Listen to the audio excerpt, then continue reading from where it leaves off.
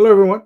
My name is JD Calderon, and this is Indie Comics Explained. And yet again, I brought another fantastic group of independent comic book creators. Now, this group is a little bit extra special because this group is comprised of my co-hosts galore, because that's all they are. They're just all my co-hosts, and they're all awesome. So let's start with the best one of them all. It's like the cereal, right? Oops, all co-hosts. Hello, everyone. My name is Daphne Lage, and I'm a cartoonist, illustrator, and comic book artist from New York.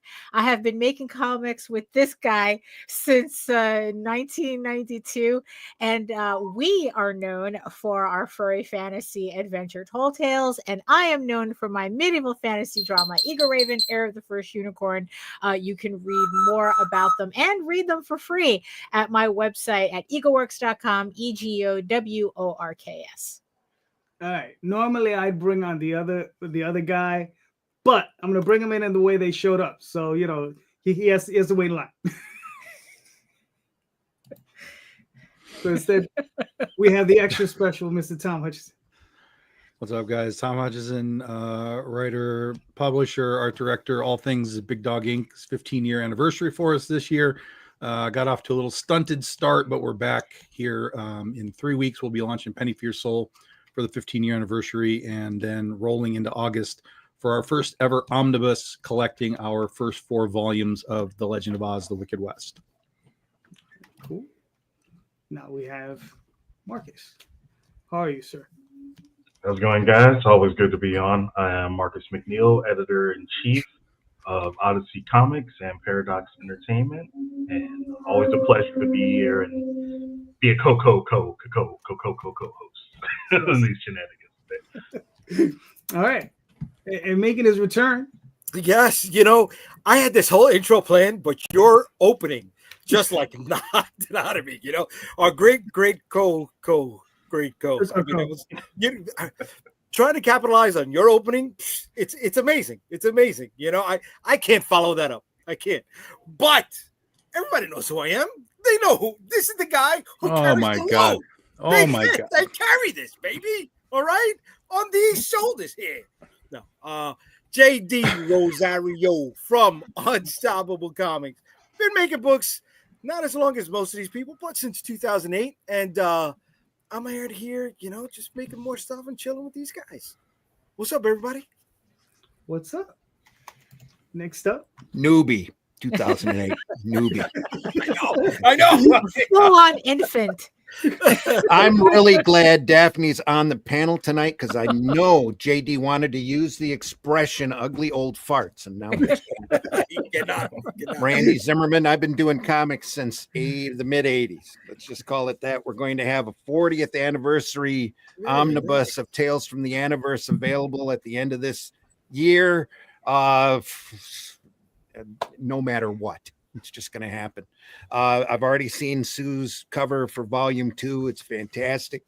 And there'll be original pages and all of the old Anniversary stuff and a bunch of production stuff. And we'll have a 3-volume set. But in the meantime, I wrote the adaptation of the Shadow Kingdom that we printed a number of different formats for. And we're currently continuing those characters, which is Cull and Brule from Robert E. Howard onto the Atlantean, and telling original stories with them, having a blast writing. Though I've probably learned more about writing in the last 6 to 8 months than I have my entire previous time.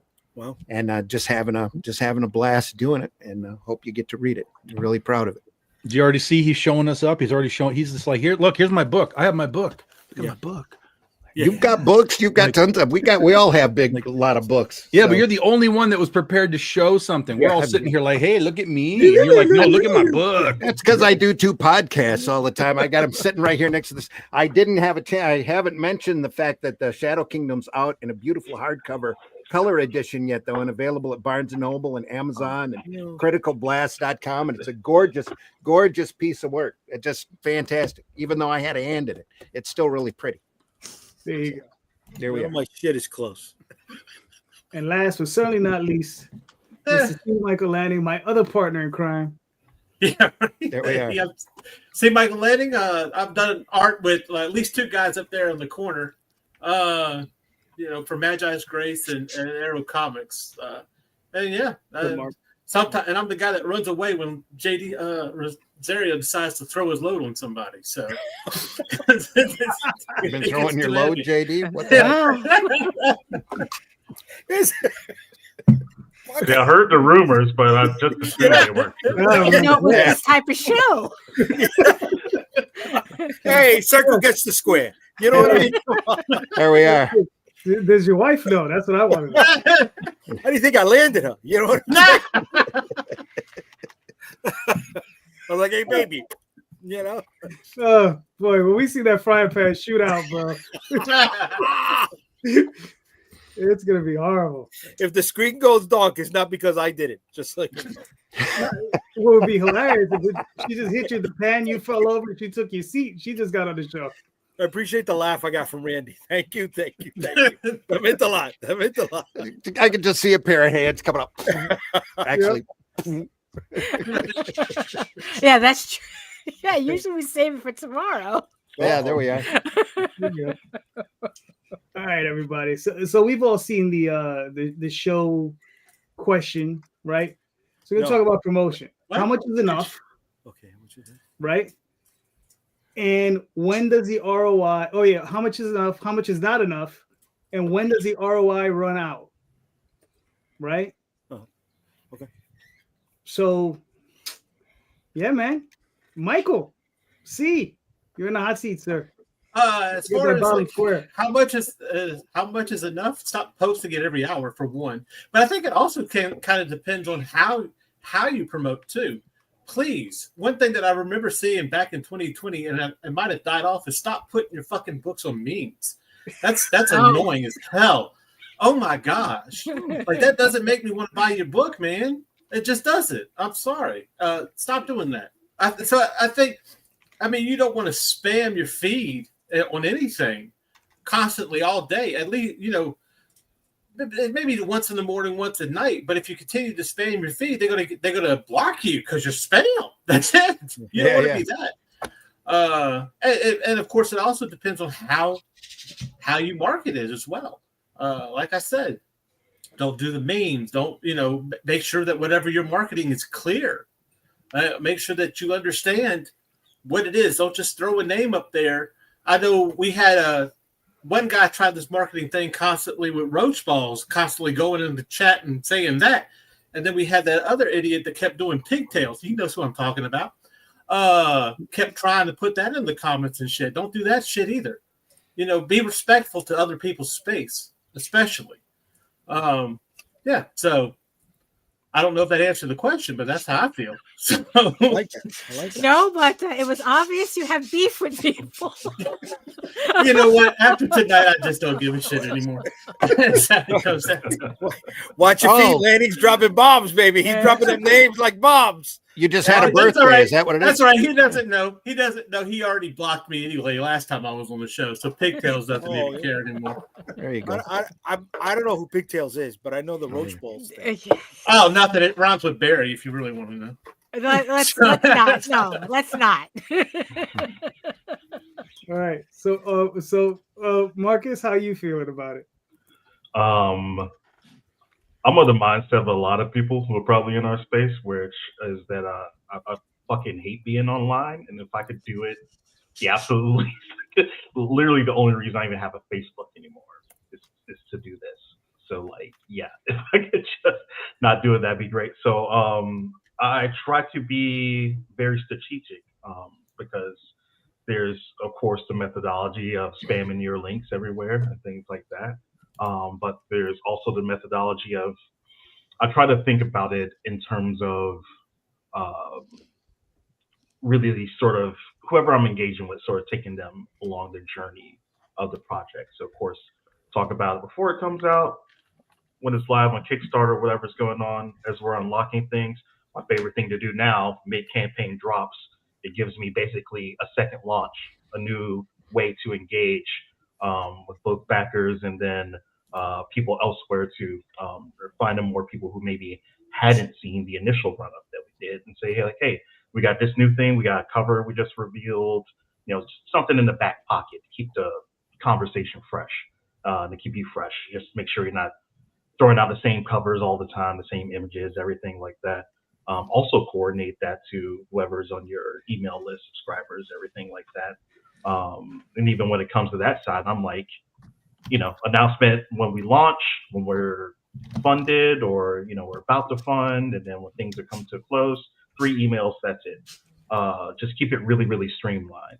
And then anything that's the gaps in between, I like advertising. I reserve, $150, $200, be running social media ads because I just let it do the work for me.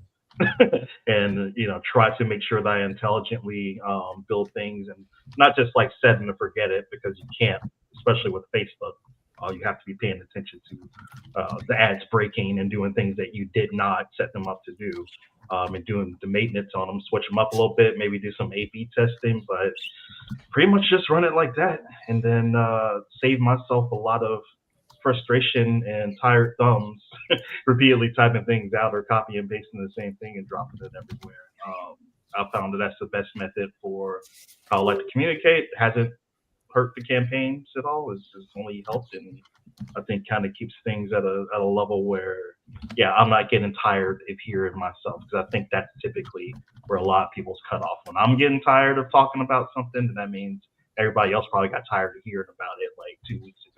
So if I'm staying fresh in the way that I'm approaching it, then the hope is that everybody engages with it in a fresh way too. All right, cool.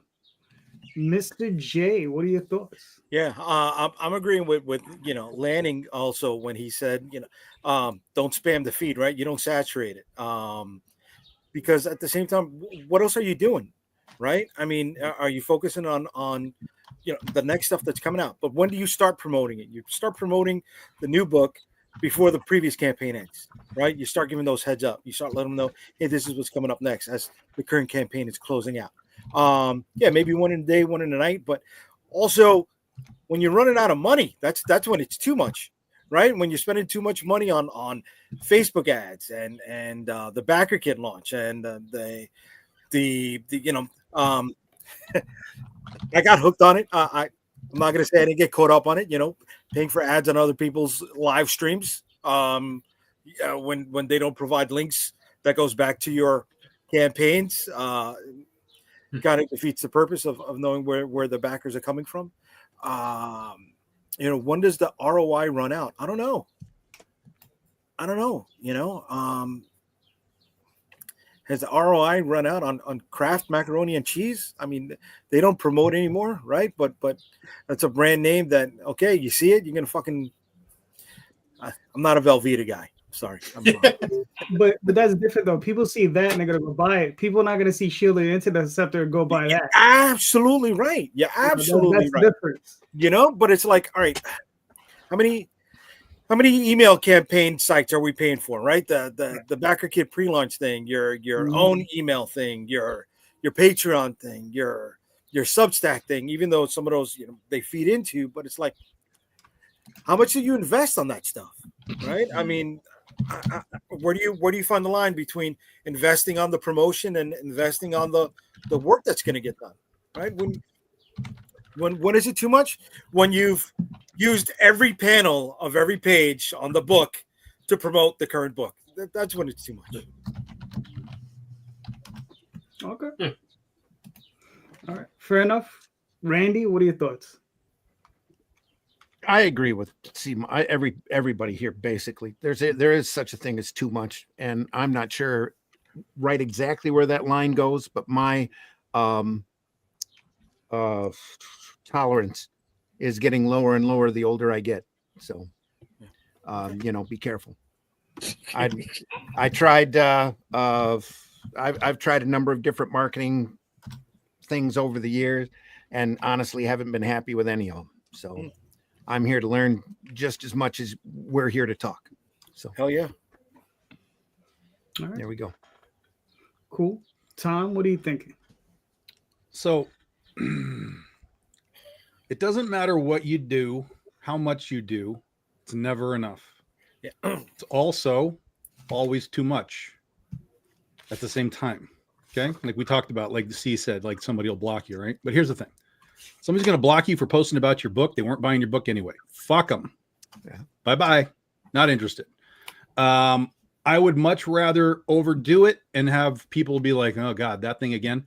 And still be buying my book or be aware of it than, do it not enough and people going, oh, I didn't even know it happened, which still happens, even now. We still get the day after, literally the day after we did my last one, I had somebody go, oh, I missed it. I'm like, yo, dude, come on. I can't help you. I can't do any more, possibly. So yes, you can. Well, then that's what I'm saying. Yes, you can. You can keep going. You can keep going. So that's the thing. It's like I think you have to keep going kind of all the time, but also like Marcus was saying, the more strategic you are with what you're posting, the better as well. And if you can take them through the not so much through the campaign, but through the time period of it. Like you got 3 weeks, you have 3 weeks. So in the first week, you want to do this. In the second week, you want to do this. In the third week, you want to do this. Obviously, whenever you hit milestones, you want to tell people milestones. Hey, we hit a stretch goal, whatever. That's the strategic aspect of it that you do want to have. Going down to what C said earlier about the memes, I agree with him conceptually. I don't need to see you doing Arnold Schwarzenegger memes going, get through the Kickstarter, like irrelevant, pointless nonsense. Yeah. But if you have some sort of a tie-in to some sort of a meme, like if your content, your genre, whatever, whether horror and you want to tie it into a vampire thing, whatever, you want to use Dracula, that's better. But it's sort of like homages, right? We understand the purpose. They're there to catch the eye in an instant because people are seeing a recognizable thing. But some of that stuff gets overdone and it just becomes static. So go deep cuts on your meme marketing. Find something that isn't overdone, but that can still help you in your genre, in your little package of whatever it is that you're doing. Because those things work, and that's why people keep doing them. They immediately attach to, oh, I know what that is. Oh, but I don't know what is happening here, and it makes them look. So I think there's a balance for that kind of stuff. ROI for me, I don't pay for anything. I don't do ads. I don't do any of that kind of stuff. So monetarily, there's no ROI for me. Everything is time, which is still money for me. So the ROI for me, I mean, it's like, there's only so much time I even have to devote to, like, what do I want to do today for this campaign? So for me, it's like I post generally in the morning, give it to all the groups that I do. So it's kind of out there and floating around all day. And then if during the day something else happens, I don't go back into the groups and flood it again. It's just like, then it's on my page, the Big Dog Inc. page, wherever else I have pages, and it's like, oh, we hit a stretch goal, we hit a thing, here's a bonus thing that's happening or whatever. So when you're promoting your own campaign in the comments of other people, 100%. Yeah. Unless the group is telling you to do it, unless the host is like, hey, post your links, like we want it, don't be coming in there and be dropping that stuff. It's etiquette, 100%. That's etiquette. Yep. 100%.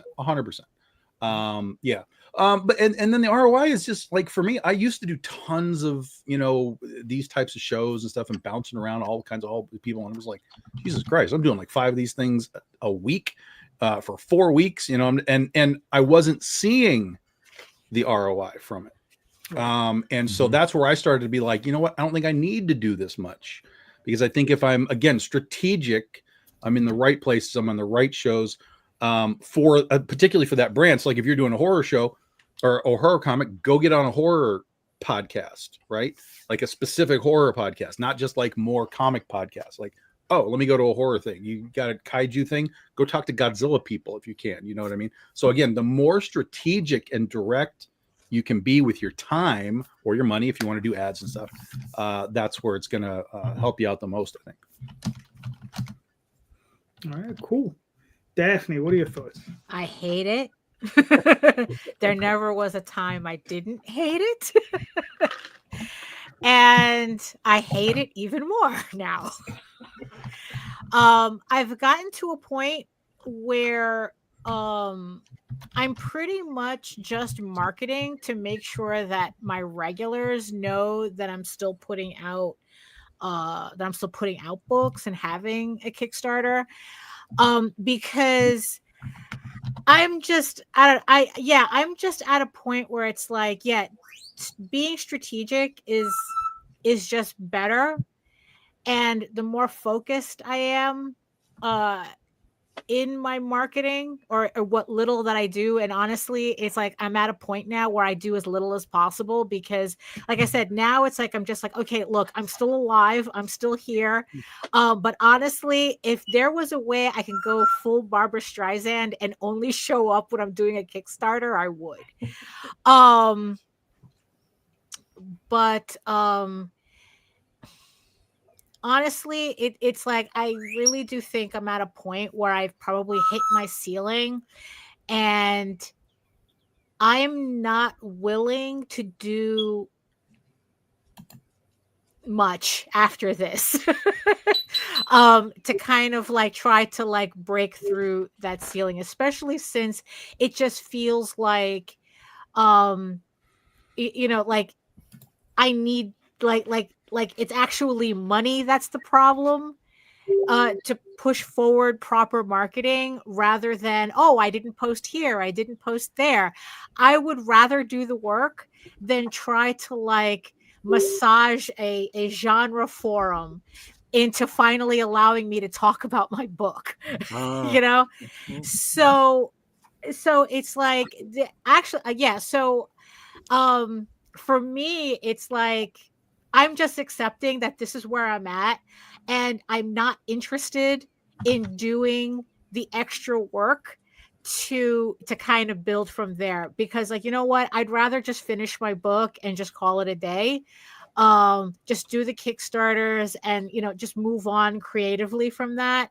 Then I was just watching this video of an author, how she had spent the last month trying to figure out TikTok, and the amount of work that she had to put in to get like barely any traction. It's like, nah, you know what? It's like, no, I'm not going to fight these platforms who it's like they need you to make content for them to benefit, but they will do everything to make sure that you don't benefit.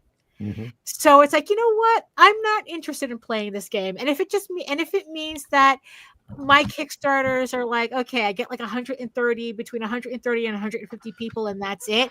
You know what? I'm good. I'm okay with that. If anything happens above that, it's like, it's gravy. But it's like, you know what? I have way too much work to do, that I would rather put that effort into the actual work than on something as annoying as marketing, and just waste a lot of time with that and try to fight an algorithm that was never built to benefit me to begin with. So I'm okay with that. So Cake's ready. All right, cool. For myself, I asked the question because, I've discussed this with Jay privately. I've discussed it with Daphne privately. And it's like, we've been doing this now for going on 5 years, doing these podcasts, doing these shows, right? And I think all of us at some level or another has hit a ceiling financially on Kickstarter. Okay. So I think, there is room to grow, but it's so incremental, it's not even funny. And then the roller coaster ride you play from campaign to campaign, it eats away at not that. linear, yeah. Right. So it's like, you're doing 4,000 on one, 3,500 on another, 2,500 on another, 6,000 on another, so on and so forth. You're playing this crazy roller coaster, right? And it's like, how far are we getting? We're doing these shows because, in the truth, the reason I started these shows is because I like talking to other creators. I like talking to all you guys. All you guys are cool people. Mm-hmm. You guys are in my sphere. We're all geeks of the same cut from the same cloth on some level, right? So that's why, I started this, right? Not really to promote, right? And what do they tell you to promote? They say, oh, be personable. I always post stuff up about the books I buy, some random ass toy I get, all that different things. But has it garnered me 10 million people? No. But what does garner you 10 million people? Oh, I'm going to shit post about this person. I'm going to pick a fight with this person. I'm going to, talk garbage about this other person. And then I'm going to do a video about it for 2 hours. Right. And that's what garners you interest, because the algorithm loves controversy and, shit posts. Of course. Right. Dude, come on. Jerry Springer is one of the most popular shows of all time because of that very thing, dude. And it sucks. I know it fucking sucks. Right. You understand? And then you have, the obvious thing where it's just like you have creators, they're out there, they say, oh, you should do this. You should just, I personally think it's gotten to a point where these creators say these things just so you engage with them. So that you remember their campaign, so you go pledge to their fucking campaign. That's the one, right? That's the one that stings. The way the memes sting Lanning. That one. Oh, what do you guys think? It's blah blah blah today. Shut the fuck up. Shut up. Exactly. And it's just and that's the ridiculous part about it. And the thing is the ROI is like look at all the time we've spent in these shows. If I had put And listen, I'm not saying I didn't want to do these shows. I want to do these shows because, like I said, I like talking to everybody. But think about it. If we have added all the hours we put into all these shows together and just broke that down to an hourly wage that we normally make, we'd be like, shit. Yeah, of course. We'd have been, what, a couple 100,000 more ahead. Yeah. Right? But, but here we are. You understand? Because we like, like I said, I like all you guys. I like talking to everybody. And I think that's cool. And we want to help promote one another, but there has to be another way. And I feel personally, and this is my thing, is Kickstarter. Like I said, there's a ceiling. Now it's time to start looking for other venues to try to like conquer and get into. That's my personal thing for me. You understand? Whether not everybody else, whatever you guys are doing, that's up to you.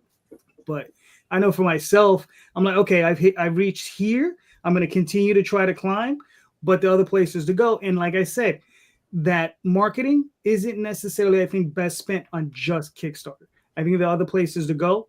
And just got to explore them and just do different things, right? Just do different things. And that's what I'm looking towards, just doing something different. And I think that's what people need to really try to, especially now. And this might go into a question I have later where conventions aren't quite what they used to be. I think this year, especially a lot of people are feeling it in the convention circuit. Right. Yeah, you gotta be able to mix things up a little bit. Like you guys follow me, so you guys know I've been trying to do other things other than just keeping my nose to the grindstone in terms of just going to conventions and doing this and stuff like that. I'm still doing it, but I'm doing it like, hey, I'm gonna do a drawing panel. Right. I'm engaging with people as a completely different avenue. I'm not talking as a publisher or selling books anymore. Now I'm trying to position myself as actually being part of the culture and the community in that regard, and helping the other creators out there and artists and people who want to get into comics, do those things and having more discussions about publishing and everything like that. And weirdly enough, I feel like more has come from doing that than whatever I've tried to do with marketing and email campaigns and advertising and everything like that, because you get introduced to different people. Every time it seems like I step out, I meet another writer, creator, something like that. So now it's starting to become like this larger sphere that I get to operate in, which I think eventually in turn, and I've already seen a couple things because, I keep track of where, our performance on certain campaigns do over, the stretch of that. Once I started making that change, that's when I started seeing things, boost up a little bit. So, I think it was on Iberian where it's like, okay, we were doing consistently like kind of same thing every time that we dropped it. So like the last campaign we had is like, 50% growth on that over, the previous one. And all that is just finding new blood and finding new blood from being more visible in other spaces. And that's all it came down to. Yeah. I mean, yeah. And that's just it. It's like finding new places to be at other than Facebook. But then, and be there sincerely. be there, of course, not yeah. just trying to take, but Right. We're limited, guys, in how far we can do that, right? Oh, naturally. I mean, you're over there in the West Coast, bro, right? That's the one benefit I do have is just there's a ton of people here, and there's always something going on. Tom and Randy are Midwest, so they can branch out left or right if they want, right? They can spread out a little bit more. Lanning, you're where, Louisiana, right? Right. So you got like right, Deep you got South. that southern, right? You get that southern thing locked off if you wanted to, and then the rest of us on that East Coast circuit, right? I've gone all the way down to Puerto Rico, right, to do conventions, right, or driven up That's and a down. long drive.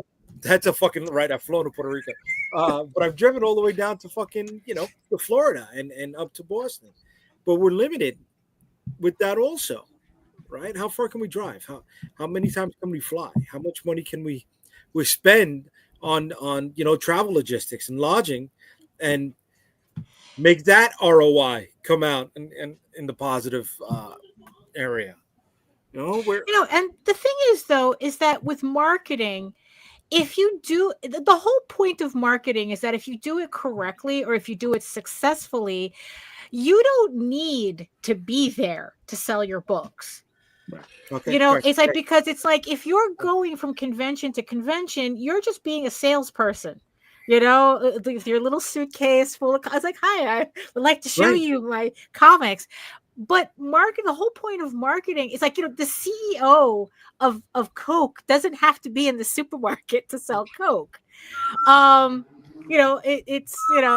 It's like using your mac and cheese thing. It's like this: the CEO of Kraft doesn't have to be in the supermarket to sell mac and cheese. Right. Except so if you translate that to comics, for example, Stan Lee doesn't have to be there to sell Spider-Man. Right. Exactly. The problem is we all have to be there to sell our own shit because nobody else can do it. We're not at a point where we have that advantage. Which the thing is that's why it's like, in the end, it's like, if I'm marketing and I still have to be there to sell the book physically, then the marketing is not doing its job. Yeah. And in the end, it's like, that's kind of like, because it's like, I understand that conventions is a completely different audience. But there just comes a point where it's like, you know what? It's like, I'm getting too old to do conventions all the time. And it's like, there comes a point where it's like, look, either the shit has to sell itself, or it's like, I cannot put in the effort, the amount of, let me put it to you this way. We didn't all of a sudden become marketing experts on Tenchi. Right. It's like, we had a 6-figure campaign. We didn't all of a sudden, it's like, oh my God, we're marketing experts because we now have a 6-figure campaign. No, it's like Tenchi. It's like it didn't have it didn't even need, and like it raised the first $50,000 on its own by word of mouth alone. Mm-hmm. And it's like, and I'm like going, because I have to tell you, it's like that campaign was a complete mind fuck for me, because it's like, I'm like going, there is no planet where I could have gotten like any type of momentum like that on my campaign, no matter what I did on my own.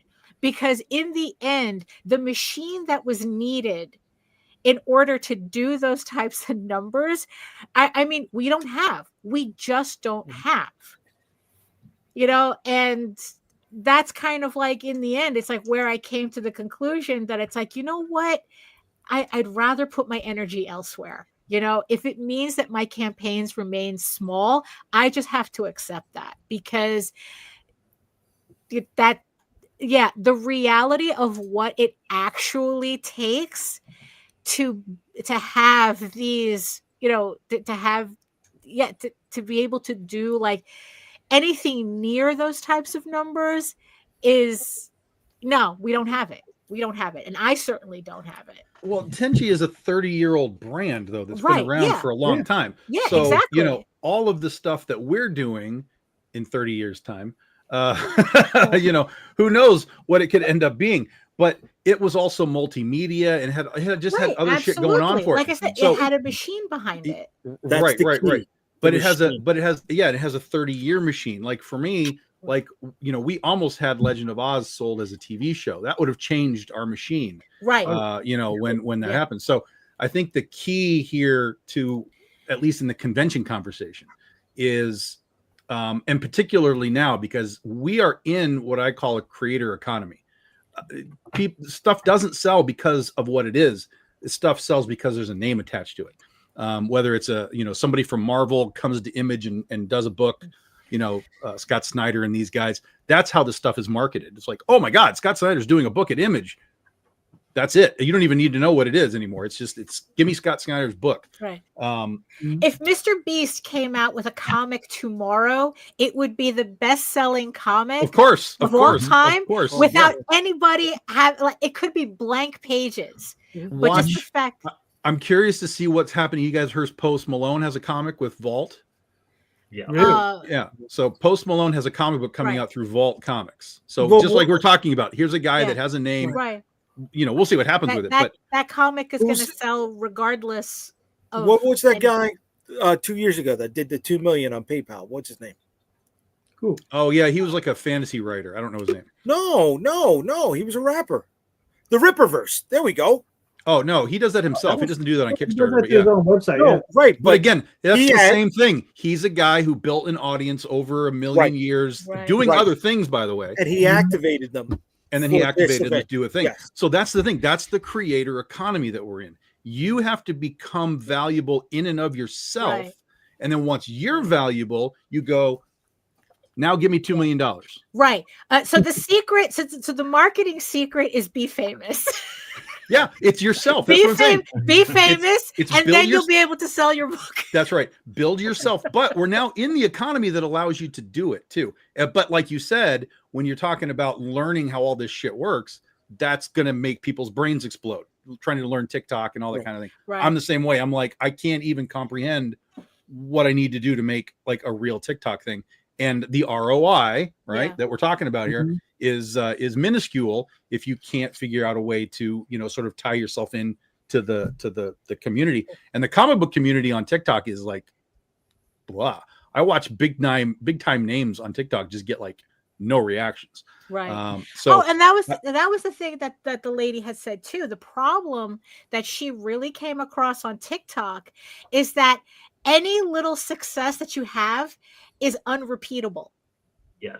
So it's like something could have worked, right? And then it's like if you try to do it again, it completely flops. Like there is absolutely no consistency to what works in terms of marketing. And this is the things that I go through too, because you guys know, like I do e-commerce and my day job, and I'm managing things for like 4 different like companies under the same umbrella, basically at this point in time. And the marketing is a lot of that. Spending on advertising, spending on Amazon ads, TikTok. We had one of our items go viral on TikTok like a few years ago. Went absolutely apeshit. And of course, the first thing the company wants to do is, can we repeat that? We make all this investment into influencers and making videos and things like that and all this content, and never, ever, ever scraped anything close to what that one organic viral moment did again. You can't repeat it. It's like catching lightning in a bottle. We hear that phrase all the time, but it really does come down to that. And sometimes you can ride that wave, you can sustain it a little bit longer, but in this era that we're in, and that's the tough thing, in which, when I see and I talk to people who, go on all these marketing tangents and do these whole big threads and everything like that. All that is well and good for putting things into your toolbox. You want to have those tools. Absolutely, 100%. But whether you fucking build like something that can just take off in a rocket ship or it just sputters out, those are usually things that's going to be out of control. You can do absolutely everything right in this space and have 0 effect. So are we spending too much time trying to figure out the machine and not figure out how to build our own content? Yes. Yes, this is what I'm Yeah. trying to tell you. Yes. Yes. Yeah. Because, and this is what drives me crazy about a lot of shows too. This show is unique because it's built for creators to talk about creating and so on. But there's way too many shows that are just like, hey, Tom's on today and let me show you his Kickstarter. No, stop showing the fucking Kickstarter. Nobody cares. I want to talk to you for 20 minutes. And then the last 10 minutes, we're going to go, Andy's got a Kickstarter. We're going to zip through it in a couple of minutes. If anyone's got a question, hit me up. Otherwise, go look at it yourself. That's the show. It has to be about the people. You can talk about creating, certainly. Where did this come from? What's your inspiration? All that kind of stuff is fine. But you can't just sit there and scroll through Kickstarters endlessly. Nobody cares. It has to be about the people that are making it, where it came from, where did you come from, what's your story to getting into comics, all of that kind of stuff. Why do you like King Kong? What's your connection to it? You have to connect the creator to the consumer, and you don't do that by endlessly scrolling through Kickstarters. You can do a quick little 1 minute on a Kickstarter, and you should be out. That's it. You're done. Right. Again, JD's shows and even Rosario on Friday, they're a little different because we're here to talk about what we're all doing. So this is a little bit different. But so many of these shows should be personality shows and letting people learn who these people are. But all they do is roll through Kickstarters endlessly. So it's so funny too, Tom, thinking about that, because I mean that's how talk shows have been for forever. Yes, you don't come on Johnny Carson, he shows the whole movie that you're starring in. No, you shoot the shit. Yeah. Oh my God, I just aged myself a little bit too. You shoot the shit, have some laughs, everything like that. You show. Daphne mentioned Barbara Streisand before. Yeah. There you go. Good. Well, that's why I like doing the podcasts that I do, because we look at comics, analyze comics, and then talk about our stuff just sparingly at the beginning, at the end. Hey, I'm doing this, we're doing that, or take a look at this, and then we're out the door. But most of the time, it's Russ, it's Glenn, and it's myself going through some just iconic work and analyzing it, looking at the techniques, looking at the composition, talking about how to make comics, because we love the art form so much. And the stuff that we've looked at, I consider to be just the best of the best stuff that we can find. And it's just a blast to do. And I don't mind spending 2 hours talking to friends. I don't consider that I'm out there hawking, my stuff all the time by doing that. And we're talking about stuff that I can talk about for hours. Mm-hmm. So yeah, that's why I love doing the podcasts I do. But sometimes, Randy, it's like being in the woods. And sometimes it's like being in the Phelan woods. So what do we do right after I go through that rant? JD shows a fucking Kickstarter, and all of our watchers are gone. But they do come back afterwards. One of the two people that are watching. They do come back. They do come back. They just wait until Jose finishes the Kickstarter, and then they come back. Just fast forward. Bathroom breaks. Yeah. Quick. But you know what? Let's go. This is a good example though. So let's break this down, because as you can see on the screen, this is an Odyssey Comics campaign. This is headed up by the writer of Phelan Wood, Ton, and I turned the campaigns over to him. He would like to, do everything on his own now as far as the campaign goes. That's cool with me, because I always tell people, usually, yes, I run the campaigns for all the stuff that Odyssey publishes, but it is not a requirement. Like, everybody is more than welcome to do their own campaigns, but Kickstarter's tough and it's stressful. So usually people make me carry that weight instead of them doing it themselves. But in this sort of situation, we were already doing Phelan Wood. We already had underneath us. Tom wanted to do it, and we were talking about building things up. And a lot of what we did on the previous campaigns was incorporating role playing. So I turned a lot to the tabletop, and Dungeons and Dragons community. This book itself is inspired by Dungeons and Dragons. So that was a 100% on brand thing to do. And once you have that, I could pluck that audience and just give it to an entirely different creator. And now to them, it doesn't matter if Odyssey is putting it out, or Ton is putting it out, or the artist themselves is putting it out. It will fund and it will do what it needs to do, no matter who is doing it, because that's the momentum that you build from being able to incorporate other things and bring other fandoms and things like that to it. It has its own brand that can transmute, whether it's with Odyssey or it's with Tom. So this was an important thing for me to show, just in regards to that. because for him doing his first ever campaign and being able to come out funded, day one, and be in a situation where he's going to have a successful campaign. We're halfway through the campaign right now. He's still got a lot more he can do. And I look at his numbers. I helped him with the campaign. Of course, I advised him everything. I helped design the campaign. I got stuff together for him. But it's going to be something to where he's going to be able to take that off, and now he's building that. He's going to be able to have his own success completely independent of me. And that's that's a massive thing to a creator in this space, is being able to do that. So, yeah.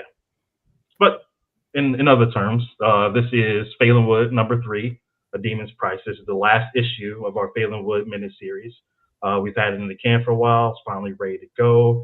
This follows the story of a young thief named Ren who's trying to save his father's soul from being trapped in the region known as Phelan Wood, which is kind of like an ethereal in-between space of life and death. This charts the final issue where him and his party finally gets the opportunity to do that and realize that it's not going to be quite as easy as they thought, and what they do has to come at a price, hence the title. So this one, we got the team of Ton, of course, Avery Tart, who's the artist on the project, Brian Magne, who's the colorist, Marco Della Verde, who is the letterer. We got a few different things we're offering. Obviously, our main cover is going to be one. Then a variant cover by Marcelo Sanchez, who was one of the original concept artists for the book. We got one for him. And then Jefferson Szynski, he came in. He did the one that we just rolled out with the 2 girls on it. So in this campaign, you'll be able to get those 3. You're going to be able to get, of course, Phelan Wood 1 and 2, all the covers that we have for those. Then you also get our tabletop RPG modules. The first one I helped get together. I'm doing it again on the second one, so I'm still contributing in that way. You get that cover too from yours truly. It's not often I get to dust the iPad off and do some artwork, but this is one of the things that gives me the opportunity to do that. So we'll have all new 24-page campaign that everyone will be able to get on there and actually play, in your tabletop campaign, the story of Phelan Wood and bring you into that universe rather than just reading it. And we try to keep it pretty dynamic. There's some pretty cool stuff in there too. It's not just like a carbon copy of what you see in the book. There's going to be different mechanics that really make some challenging gameplay. And so far, everybody's really liked it. We brought it back. And now it's probably something that we could probably do Phelan Wood tabletops just completely independently of this comic, and then be doing campaigns for those too, and then continue to build on that. So it's going well so far, and yeah, we'll come back with more stuff as long as people's interested. But this story itself concludes with this. All right, very nice. So you got 12 days? You're already funded, so your guys in good shape. Very nice. Can I let me ask you a question to Marcus based on what's happened so far tonight? The tabletop stuff, dude. Are you guys promoting in tabletop live streams, podcasts, events? Right? We talked about the crossover stuff, right? Are you bringing people from those areas? We do in terms of like where we're engaging with people online, but not quite at the level yet where we're going to be like entering those live spaces. If you go to the bottom, you see that that's in the works. So okay. Odyssey Paradox, I'm also developing an entire standalone series of Pod E-based books with our series that's going to be coming out called Eldalore. You guys who might follow might have seen me post images and stuff from it already. So that's going to be like our big pivot into that space. All right, but you got it there, right? We're talking about, right? When is enough? When is the ROI? Shouldn't you start talking to some of those people now about it? The reason I'm bringing this up, right? Again, based on tonight's thing, and Tom Calderon know from Friday night, I was flip-flopping on going to this event, this toy convention, in a few weeks, right? But yesterday and what we're talking about today is solidifying that I should go to that event because that's the crossover that will boost me over here, right? That's introducing me to a brand new audience like this tabletop stuff should be doing for you guys.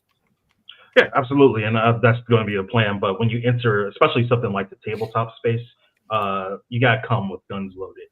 We have things like miniatures, everything like that. But I'm on a very certain path right now. Like my schedule's like locked in, and I got 0 time to be making any sort of pivot to like go to tabletop conventions, anything like that. Plus, I'm also working to get Elder Lore finished. So for me, like right now, not like long term, but just in this space that we are right now, while the campaign is live, doesn't make a whole lot of sense for me to do that because all my guns are kind of like required to get the things done that we need to get done now. And then when we have Elder Lore and in combination with what we're doing with Valen Wood, we're going to have all that much more effective of a presence when we do make that pivot. And then I'll be able to also come into those spaces in earnest, like, hey, yeah, we have this comic related thing that we're doing, but we also have this standalone thing that is just tabletop, just gaming, that we're involved with too, and we're building things up to that. Let me bring that then to Daphne, right? Daphne, a few weeks ago, you went to the Adult Furry Convention.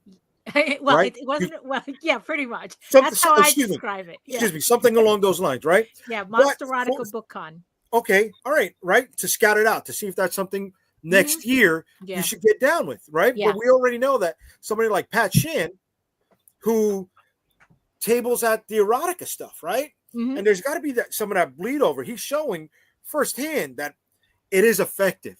So shouldn't we be doing more of that stuff? I know a guy who bought a house because he took his Irish comic to a Ren fair. Like, All I right. mean, All right. it's Right. crazy. Yeah. Yeah, that, and All again, right. that's the strategic placement of this stuff. Right. If you can activate that crowd, if you've Yeah. got the right thing, they Yeah. will go bananas for it. Well, you see, because this is the thing too, because it's like I'm already tangentially in that space. Okay. I just didn't know it existed until I saw this convention. Now, mind you, it's not a comic book convention; it's a book convention. So these are novels that these are novelists at this place. But what made this convention different was how heavily they work with artists. Okay. It's not so, yeah, that is something that I'm looking into because I'm already tangentially doing work like that. Just adapt your stuff into novels. Right. Well, There you go. I'm not I am writing novels. There you go. You know, it's like it's not even yeah, it's like so but also it's a very specific type of novel that these women are into. So you know, but the thing is though is that it's not just about me just like, oh, I'll just buy a table next year and come with whatever I have, because it is a very specific market. And I'm already kind of like dipping my toes in it, it still requires me to prepare Okay. actual product for it. Uh-huh. It's not like I can just show up with what I have already. There's Right, very exactly what I was specific things that these people like that I would have to create specifically for. Now, the thing is that I have to ask myself is that, you know, considering the whole thing with marketing, is that my time is limited. So Right. how much of that work am I willing to do to cater to that market in the hopes that I can actually convert that audience into, you know, towards my books. Because okay, they like the G.I. Joe convention. Now, Yeah. the fact that you had said that you were kind of on the were you on the fence with it, where it's like you were kind of 100 think I was off the fence. I was off Right. the fence because of the whole tariff situation. right? Right. I Now- mean, I was Right. off. Yeah. Right. Right. Guys, hold on, because we got way into the weeds and like, you know. I just Well, wanna we're talking make sure- about marketing, but okay. No, I know all that, right. I know that, but I'm just saying, but at the moment, it's gone into a private conversation between two Ah. people, right? We got a lot of other people involved. Okay. So Oh, I was wanna- going to ask you something though. No, I know, but I have something to ask myself and see Michael Lanning, because we have our own campaign. It's called Magic. Oh God, not this again. Right. So here we Worst go. show I am ever. busy making memes to post this. So we have issues 1 and 2 of Magi's Grace available. We have a nice cover here by Art Voyager. We have an awesome cover by Mr. Lanning himself. Right. We have another cover by Chompy. We have a bunch of other covers by a bunch of other great people. Pablo Verdugo Munoz, Lena Oh, Dye. I didn't know you got that guy. He's good. Who? Pablo Verdugo Munoz. Yeah. I got. Yeah. I've had, Yeah, because he's working for Mendoza, right? Mendoza. Yeah.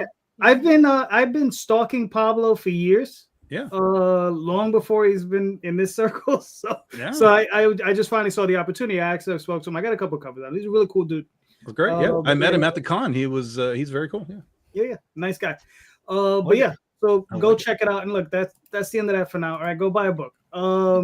Daphne, ask your question. Okay, you know what? So let me continue the thought here. Sticking with marketing, consider it. Okay.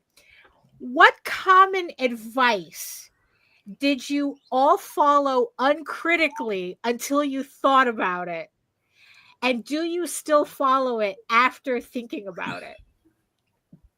Repeat it again, please. I want to make sure. What common advice in marketing, in comic book marketing, did you follow blindly without thinking about it until you thought about it? And do you still follow it after thinking about what that advice actually was? All right, Marcus, you're up. Whew. This one's tough because I try to get into the habit of not listening to people a lot. Unless there's like somebody I would like, usually of course I'm here and I'm among you guys. I always listen to advice you give or tips and things like that. But I'm talking about like free unsolicited like advice from like strangers and things like that. I think probably one of the biggest sort of things that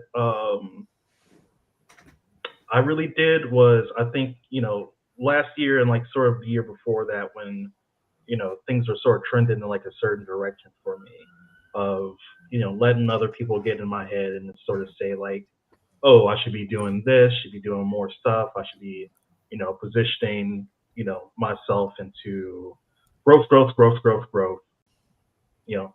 Try to be the next this publisher, to be the next that publisher.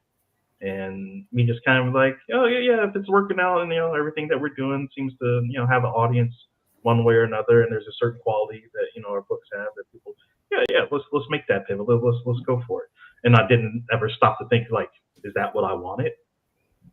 Is that what I got into this space for, and is that what I created Odyssey for? To be that, and the answer was no. I don't give a flying fuck about being the next film or image or anything like that. I'm trying to make cool shit in the here and now with cool people, and see what works and get some things done and get things done that we're passionate about and that we enjoy. And that's what's first and foremost. If we're making a whole bunch of money doing it, obviously awesome. If we're just scraping by with what we need for every single campaign that we do, awesome too. I'm happy either way.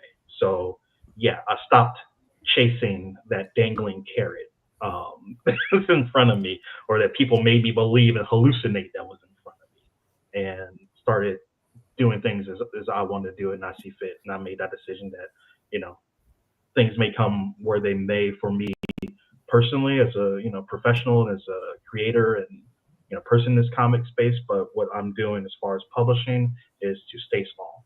And the fact that, stay small as long as I can. If success and large success comes as a result of that, that's cool. I might decide to just, paw things off to somebody else at that point in time and cash up and walk away, because that's not what I'm signing up for. I don't want another large overbearing thing on my life. I got enough of that going on. I mean, if it's enough to take over like my day job and salary and everything like that, cool. But yeah, I'm not chasing any certain markers of success. I have no expectations in this business, in this community. Everything that I come out with, I'm looking at it as a new thing and a new opportunity.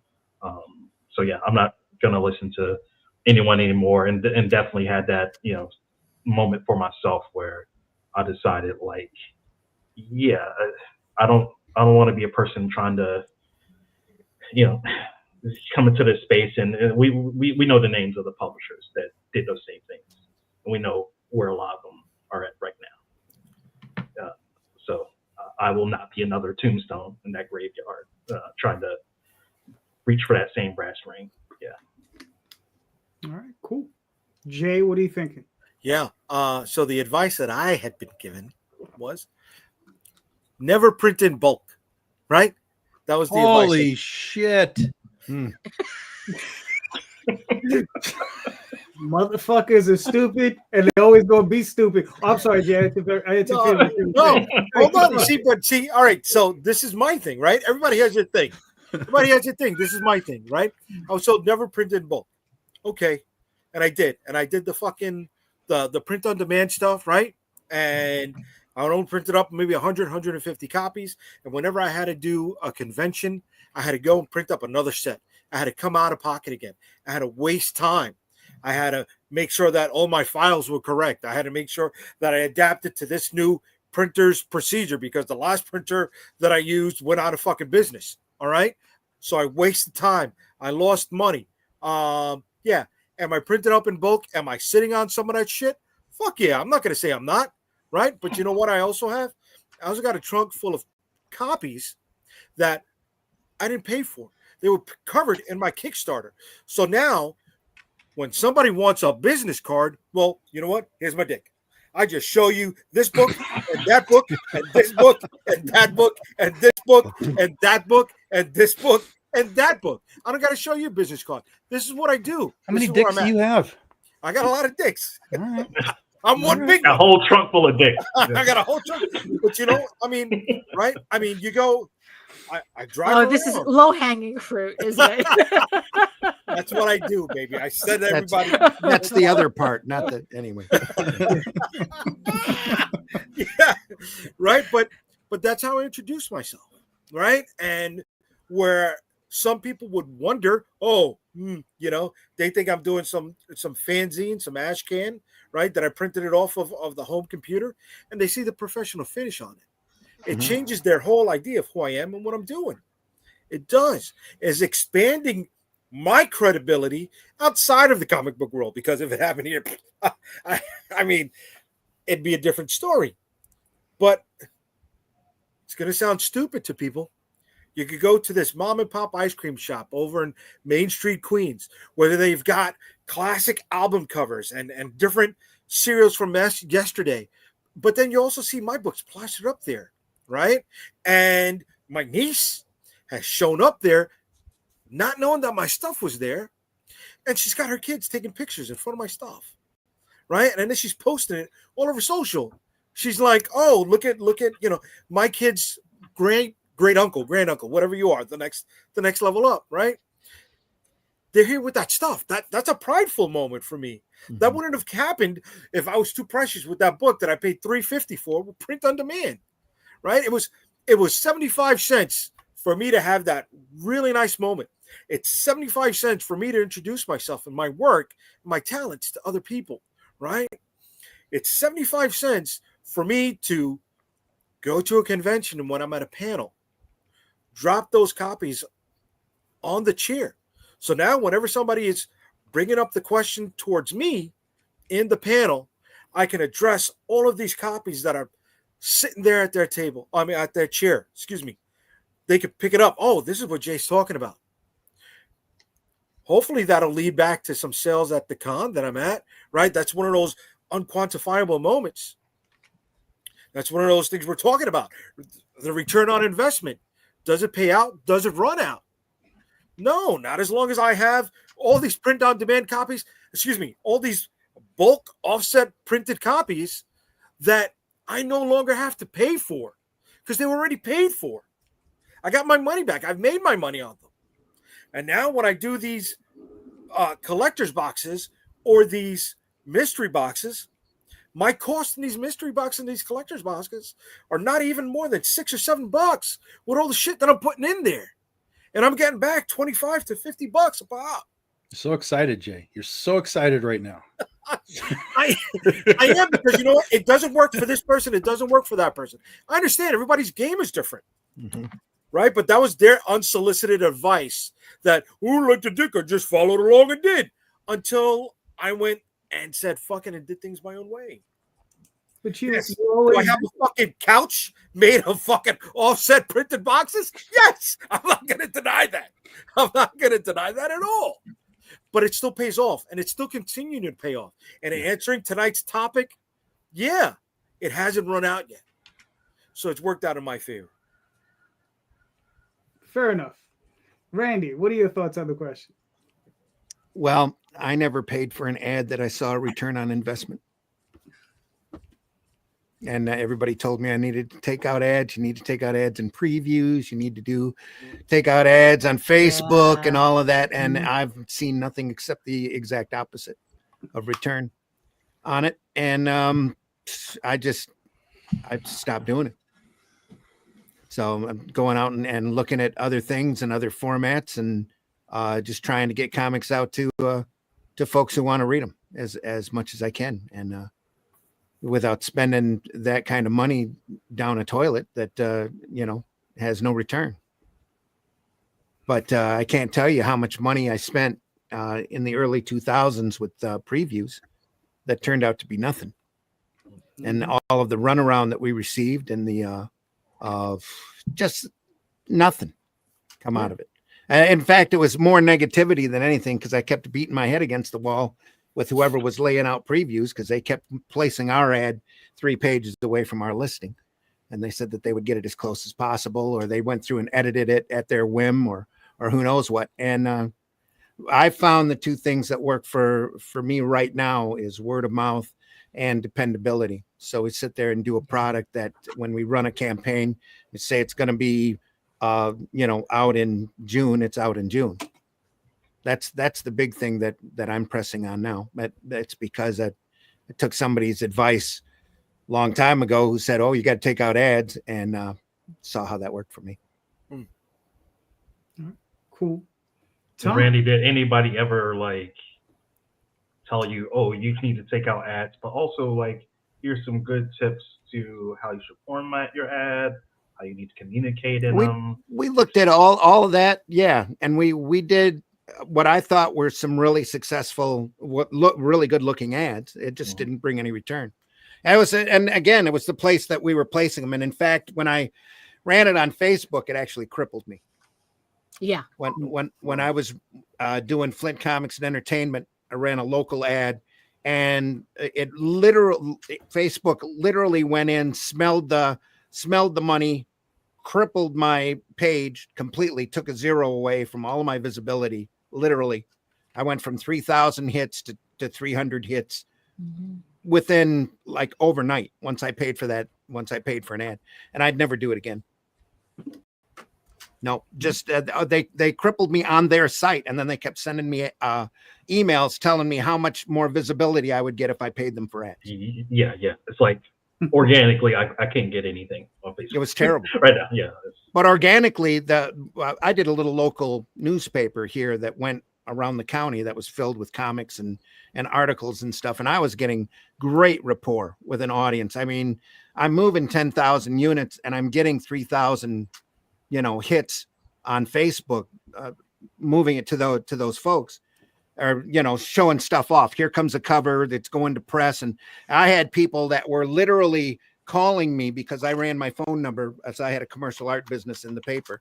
They were calling me asking me where the paper was, so I was posting it on Facebook all the time. Here's what the cover looks like. It's gone to press. It's on the stands. Go find it. And my visibility just dropped through the floor when I took out an ad, and they did it on purpose, and they did it to try to get more money out of me. And I am I resentful? Oh, hell yeah. But it was one of the reasons that really deterred me from continuing with the paper, was because I saw how I was treated there, and it literally just shot my traction with everything to do with the publication. So yeah. A real response to the Philbo who commented and said, FBS is just a money drain equals no sales. Yeah. If you don't know what you're doing, 100%. If you're just going and then you're just doing Facebook's recommended setup and just do whatever, they're just going to take your money away. Yeah. If you actually know how to tailor advertising, know how to build an audience, know how to target, know how to do A/B testing, know all these, it's a whole fucking thing. Unfortunately, but if you know how to do that, you can do it. I started one on Phelan Wood today. I've spent $6 on it. It's already made $30. So I'm getting the ROI, coming back to it, and that's not even a full day. I launched this hours ago, and it's already pulling in. But that's because I have an audience that I've built up, that I've whittled down. I've done a bunch of these. I know how to do it. I think on Iberian, one of them, I probably spent maybe $50 in advertising, and that got me back like almost $400. I got So infinitely there's a way more. to do it. I got infinitely more business, and I'm still getting business from my commercial art jobs from running those ads in the newspaper than I ever did running it on any type of social platform. Right. Now, it's not going to be the same for everything. You know, we have a new color with some pretty girls on it, some boobies. You know, they're not exposed to anything. If I get to throw that out, and yeah, I can tell you what the ROI is on those sort of. Yeah, but Facebook doesn't like booby ads either. They get really uptight about that stuff. They can. I'm not saying that they don't get through, but I know a lot of people that struggle trying to get those things. There's a certain and they level can actually ban your account. Yeah. Right. Yeah. So you have to be careful. You can't, if it's anything beyond what you would see on, like, you know, a swimsuit ad, don't do it. Yeah, it's just not worth the potential collapse that comes as a result of that. Yeah, we had a really good community. Thing. It's not going to be good for everything. We had a really good community running on that page until I took out an ad. Shit. Yeah. So, Tom, what are your thoughts on the question? So I'm trying to think about when I was ever given advice. This is going to sound really weird, but it doesn't have to be specific. Like you were given advice, that you heard something that you thought was good advice that you kind of like uncritically took. Yeah, but until you realize, like, oh wait. I honestly don't think, in the context of marketing, I don't think I have ever put myself into a position for somebody to tell me, do it this way. Now, we did ads, we did preview ads, we did stuff like that, but all of that was because we just chose to. It was like, why don't we do this to, you know, create a branding for ourselves? Like when we put our first book in previews, we had, I don't know what they call it, a quarter ad or whatever. It was like a vertical ad down the side of the page. Yeah, it wasn't a half page, but it was like a quarter column side thing. Yeah, quarter page, column. Yeah. So we did that, and we did end up selling out of our first print of that book. And we did ads semi-regularly in previews throughout our 4 years there before we went over to Aspen. So we had what I think was moderate success with it, because we had books going into the Diamond Top 300 at the time, et cetera, et cetera. Now, that doesn't mean that was because of those ads specifically, but because we were doing them at sort of key moments, like, hey, it's a new book, here's the ad, whatever. Theoretically, there was some help there. But again, that was never advice. It was always just, why don't we try this? Why don't we do this? Let's see what the result is. What I do know, though, is I had 3 very specific times in my entire career where I was told what to do and how to make it work, or this won't work. The first one was when we put the Oz book out. There was a variant guy who wanted to do variants with us, and he wanted to do an EBAS cover. Eric Bass will do it. And I said, yeah, of course, no problem. So he turns in a cover, just the rough, and he's like, so this is the rough, it's kind of like this and this, and then and I was like, yeah, that's fine. And he goes this, and then we'll do a topless version as well. And I said, no. He said, what do you mean, no? I said, no, we're not doing topless books on a Wizard of Oz book. That's not what we're doing in my company. And he says, this is a fairy tale book. This will sell like wildfire. You're leaving money on the table. I said, no, I'm losing money, because if this book comes out and people start Googling it, and that's the cover that comes up every single time, I lose money, because I can't sell this book as a legitimate book. It becomes that cover for all of time. This guy was so pissed off that he dropped out and didn't do the variant covers with us. I then went to EBAS and said, I need a cover. Do me a cover like this. It ends up being one of the best selling covers we've had of all time. Clothing on, by the way. And that was that was the first time I stood up and said no to somebody in sort of in that regard. Like somebody said, you need to do it this way. And I said, fuck you. I'm going to do it my way. The second time was when we first started Kickstarter. Somebody said, who had been doing Kickstarters for a while, mind you, I said, my plan was, we're going to launch Penny for Your Soul. We're going to do 1, 2, 3, 4, 5, 6, 7 in individual issues. and do it that way. He told me, you cannot do that because your attrition rates from one issue to the next will destroy you. I said, that's the regular market. This is not the same thing. Even though this was my first time coming into the space, I said, I don't see it the way you're seeing it. That you're talking about retail market. I agree with you in the retail market. I don't agree with you here. This is how I'm doing it. So is that the whole thing where it's like the second issue sells less than the first issue? Right, which happens all the time in comics. That's the retail market. You'll sell 1,000 of number 1 and 500 of number 2. It just happens. It's a direct market. Yeah, the direct market. So with us for Penny for Your Soul, we did about $16,000 on issue 1 with, I don't remember, 250 odd backers or something. I said, okay. We did it again. We did almost identical, 16,000 and some odd backers. The next one that we did, issue 3, we did $20,000. The issue 4, we did $25,000, and so on until we got to issue 7, and we were at $36,000. I said, fuck you, buddy. I told you we could do this. This is not the same system. And if you play it properly, this is how it works. And then the other time that I was told you can't do that was in 2020 when COVID was happening. Deep in the early days of COVID, the first quarter of COVID, I was going to launch Princesses versus Zombies in May, and everybody was telling me, you can't do that. You cannot do that. The world is on fire right now. Blah blah blah blah blah. I said, you watch me, and it was our biggest campaign of all time. 600 backers, bordering $40,000. Like, so I learned quickly that people will tell you things that is solely from their experience, and you have to take it with a grain of salt because that's their experience. Okay, I accept that's your experience. But if you have faith in your gut instinct on things, you sometimes have to just chase that. And I've chased the gut many times with I would say at least an 80% success rate. So just conviction in what you're doing, in your product, in your methodology, I think it's going to carry you a lot farther than worrying about what people might want to tell you about how to run your business. Cool. Mr. Lanning, what are your thoughts? I don't market, so I'm not really into. I don't see. Well, it could be any piece of advice that may in the creator sphere. Well, I wouldn't say it's advice, but I see that it's a pattern of people out there trying to get publishers. I don't find publishers that important anymore. I really don't, especially when you can do it yourself. And that's the thing. I'm not chasing after a publisher because what I've seen so far as publishers are concerned, is they want you to put all in for them.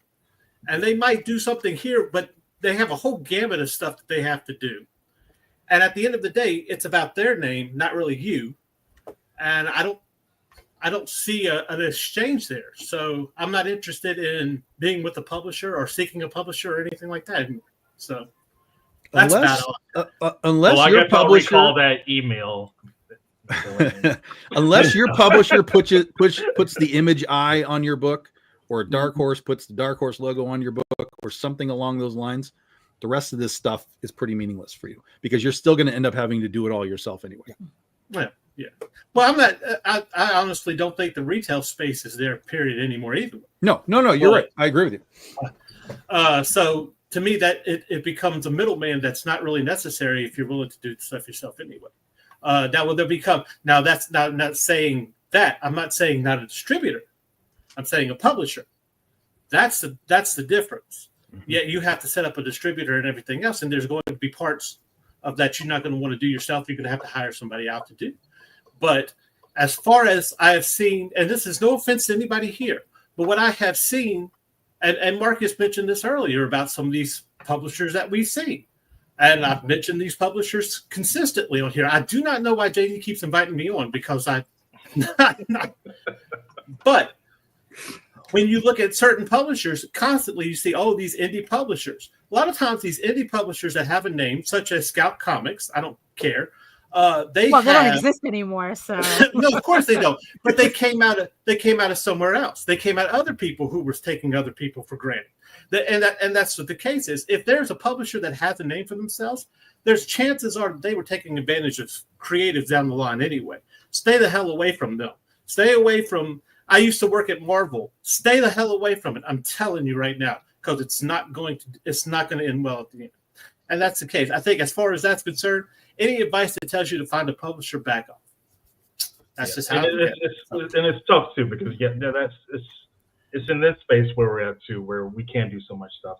And when I get pitches and I get submissions, and we get a lot of them, and I go through a lot, and as I'm having advanced discussions, we all just talking to a creator the other day about this, and I asked him, like, have you tried taking this to Image? Have you tried taking it to Dark Horse?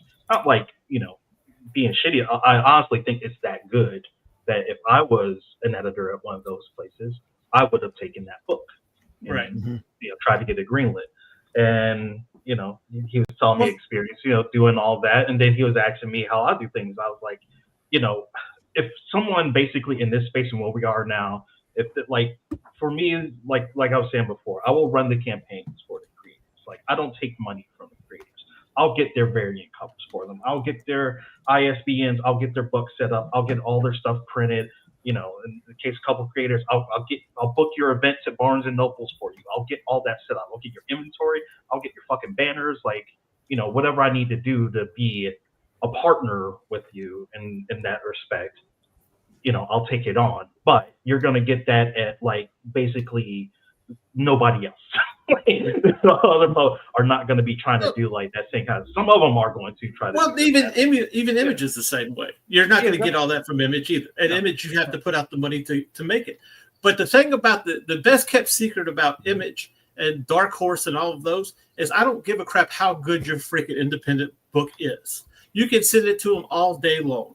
If you don't have a credit with somebody bigger beforehand, you send it to them, it's not going to get past the first thing. That slush pile phase that every publisher has or whatever, you got to get through one person that might like your book. You got to appeal to that one person. Why am I going to bother trying to appeal to one person to get to that slush pile when I can appeal to a whole audience out here that I'm looking for? I got to appeal. Let's say you do a superhero book. I got to appeal to the one guy that hates superhero books just to get past that slush pile. No. And that was a long time ago when I was a writer. I got over that shit too.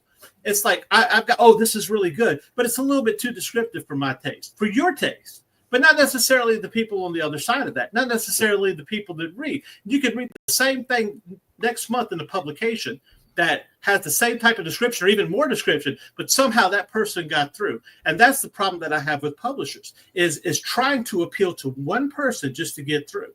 And that's the deal. And for what? For a minimum returns. It blew my mind when I talked to an Image creator about how he needed to order more books to get out there to put on Amazon and stuff. And I'm like, well, wait a minute. You work for Image. Or Image or whatever is your publisher, but you're putting all this out, then what the fuck is the point of having Image except for you just want the name? It's just the name. And then you're not even selling that well. Mm-hmm. There is a small handful of Image books that actually sell well. And just like Tom said, it comes down to, the Snyder book, the whatever, whoever, blah, blah, blah. Because usually those people are found out through books like, say, like Batman or whatever the case. You take all the chumps from freaking Image, okay? These guys started off on other books. They weren't selling books because they were good. We know they were horrible writers. They all were. But it was because they were already known and established on established characters. And so unless you want to spend time and years trying to break in writing for somebody else, there's no point in trying to go for a publisher. Just do the shit yourself. It's open up enough to do it. That's how I'm seeing it. There you go. All right. Fair enough. Fair enough. For myself, I think the one thing that I had one publisher tell me was he told me I should change the Oswald Chronicles title. He told me I should change this to like OZ or something. And I was like, yeah, this is the end of this conversation. Go fuck yourself. And I just kept it moving. And that guy is living his best life in obscurity, and I'm doing what I got to do. Right. So I think that's pretty much it. I mean, I don't know. There's been, various points where people have given me advice, and it's been a lot of ignoring it, So I do a lot of that. So it's just like Jay, I travel to the beat of my own drummer, right? And I follow my own advice a lot of the time. Not always right, but it works for me, So I think one of the things people forget about those bigger companies, right, is a lot of them, unless they're the top tier, still have other jobs. They're teachers. They are real estate agents, right? They are, selling advertising. Mhm. Some of those who were in the heyday of the 90s and the early 2000s, not even working in comic books anymore, right? And these are the seats that so many newcoming creators, even current creators, right? They want those seats. They covered those spots. And many of them who are not there anymore can't do what we do. Mhm. Right? I mean, I mentioned the machine, right? Daphne mentioned the machine, but we built our own machine that we know how to function. We cover a lot of fucking aspects over here. That's so many of them, whether they're writer, artists, editors, they can't do. So, so many new creators need to take pride in that. We are very well rounded. Oh, Yes, we are. exactly. All the places that matter. Yes. Fucking love you, Red. That's not a beer belly. That's an artist hump right there. The artist hump is up here. Well, that too. I'll get I'll go with the first one. So Daphne, answer your question. Well, the one thing that I kept hearing, that I was very uncritical about until I actually did it was, if you really want to make money on Kickstarter, you have to do a not safe for work project. It's like those are the books that make money on Kickstarter. If you make a not safe for work book, you're golden. So I did. I spent a year working on this project. And I even took some ideas from Tom where I made the book 16 pages. So and it's like, and it took me a year to do this project from beginning to end. Literally, it was almost like I launched the campaign almost a week to the day that I actually got the idea to do this. And what I learned is that, I've always kind of suspected this anyway, as someone who has done a lot of not safe for work stuff in the past, but or even currently, is that just because you're doing a not safe for work book doesn't mean anything. You still have to put the same amount of effort into creating that book, into marketing that book, as if you were doing your regular book. And even though this project, and I don't regret it at all. Even though this project did make good money on a 16-page book, in the end, I felt the effort wasn't worth what the advice was trying to tell. Like the difference in money that I made on that project, as opposed to like if I had just done another issue of Eagle Raven, it's like it really wasn't that big of a spread that was like, oh, they're right, I gotta continue doing this. It was more like, oh. It was very anticlimactic. Even though it's like I said, even though like I made like, I don't know, like $8,000 on a 16-page book. Actually, it was in the end a regular size because it was 2 issues. It was a 16-page book and then an 8-page book. I didn't feel that the spread between my regular books and doing an adult book with all the nude covers and the shit and the stupid title and everything, Because that was also the other thing too. It's like pretty much everything that everybody on Kickstarter would say. If you do this, do that, do the other thing. You need a stupid title. You need the porn. You need the variant covers. It's like everything that I heard I put into this campaign. And in the end, the difference I thought was minimal to my regular books, because in the end I still needed to promote the books and get the book out, and it's not like I had like these particular artists working on the covers. I did everything myself. So for those of you who think that, oh, just do a not safe for work book and it's easy money, no, it's not easy money. Yeah. It's like doing these types of books is just as much effort, if not more, because now you have the hurdles in the restrictions that come with selling a not safe for work book. Because I had a hell of a time trying to even do what little marketing I could, because most people couldn't even post the link. If they posted the link, Facebook flagged them for pornography. So my marketing was very limited because of that. So after that project, it's like no, it's not easier to do a not safe for work book.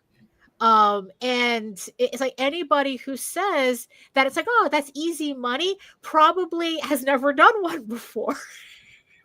And they're just saying that because they see, I don't know. It's like they see what makes kind of money on Kickstarter. And it's like, look, even if you were to look at all the Not Safe for Work campaigns that on Kickstarter, again, the spread is really not that much. There's just as many not safe for work books making $3,000, if not, they're more likely to make $3,000 as they are to make $10,000.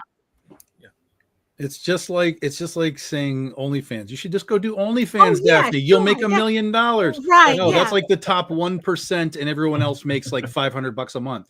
Right. Yeah. Exactly. It's like, and you know what? And this was something that, like, I've always had like people say, it's like, oh, just do porn. It's easy. Just do porn. It's easy. And it's like, no, it's not easy. It's the same effort as everything else. You're just doing porn. It's and that's in the end what I also learned from the Monster Erotica BookCon, that it's like, yeah, I could do this, but it's like I'm competing with very established artists who have relationships with these authors, and I'm starting from zero. Me coming in with hot guy porn isn't going to guarantee anything for me at that convention. So it's like, so in the end, what I learned from this is that, like I said, is even though I don't regret doing that whole experiment, I love the book. I love everything that came out of that campaign that I did for that. In the end, what that taught me is that I just need to focus on what I should be doing and not worrying about all this gimmick shit that everybody thinks is your get rich quick scheme. And just look, let me just finish what I'm doing. And then if I feel like doing another Not Safe for Work book, I'll do that. But later, but I just really need to focus on what I'm doing now. Because like I said, the spread wasn't enough for me to go, I should do another one. It's like, no, it's just like, I should have done another issue of Eager Raven, the regular issue, but so that was the advice that I took uncritically. But is that more regret from just not working on the stuff you really wanted to work on? Well, no, because in the end I did like the book that came out of this whole experiment. So I don't regret that. Mm-hmm. But but like I said, it's like in the end, this is how I had to learn that the advice was bullshit. Right. But let's say if the campaign Jose's just salty that I made $8,000 on a 1960 book. Well, sure. She's calling you out, kid. She's calling you out. Well, but the thing is, though, she wanted to make $10,000. If you had made $10,000, would it have flipped your opinion? I would have put out probably another book faster. Okay. All right. You see, because that was also the whole point of that of the But experiment. then if that second book had only made 10,500, how would you have felt that? Well, the whole point was to get above 10,000. Okay, but I'm saying That if you was- got that second book, and let's say it only made 10,000, again, would that still have been okay with you? Or would you Well, have been okay with that? then we're talking about like hypothetically two $10,000 campaigns. Yeah, I think so. You can say that now, Right. because I Well- guarantee you would have been saying I would have probably wanted to make 15,000 at that point. Am I the only guy in the panel that hasn't broken 5 figures on a campaign? Shut up. Yes. That's okay. We haven't broken 5 figures. Well, I mean, if you count Tenchi, sure. Yeah. Right. No, I You know? did. Yeah. But on Yeah, you know, but the thing is though, the whole point of it's like, look, it's like, the point of the project was to take all this advice that everybody was like throwing from every corner of Kickstarter into one campaign to manufacture a $10,000 campaign. Right. Mhm. But I think that's your error. You tried to manufacture. Right, but that was Yeah, the point manufacturing. of it.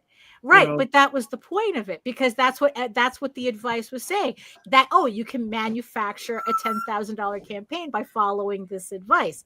That's why I'm saying but it was an uncritical. Now I know that Yeah. it's nonsense. Now that I know that it's nonsense. Come on. Hold on, Jay. Hold it. Because we gotta move on. No, I wanted to ask along this line. No, Right, and Tom is up. You gotta ask his question. motherfucker. Why am I up? I thought it's Marcus's turn. If you want to pass it on to Marcus, I'll pass it on to Marcus. Yeah, Marcus, he said he had a question. Let him do his go question. ahead. Okay, yeah, like I was saying earlier, in this space where we see conventions are going through, I'm just going to say a reckoning, kind of right now for a lot of people. What do you think is the new wave, or at least a new avenue that creators and publishers can start exploring to re-engage with the audience that we have at these events? Whatever that looks like, whatever you feel might be a better alternative to what we're seeing right now. Definitely as the economy is kind of, taking a hit, as people are a lot tighter with their cash, and for good reason right now. All right, cool. Jay, what are your thoughts? Repeat that. I'm sorry. Do you have any new ideas for any sort of events and convention alternatives that the comics can do in reaction to what we're experiencing right now with comic conventions? Any other sort of Not yet. events? No. I don't know anything within the Venn diagram that can get this going. I mean, I have run a convention, right? Randy has run a convention. It's not fucking easy, bro. Right? It took us more than a year to plan a convention, and we still didn't even pull it off the right way. So trying to plan another event or try to find something out there, I don't know, dude. You know what I mean? Look at the people that are on the panel right now. There's not one person here that is younger than 30. Right? They're operating at a whole other fucking level. I don't think it's. I don't see the point of bringing that up. Why would you bring that up, man? What are you trying to say, Jay?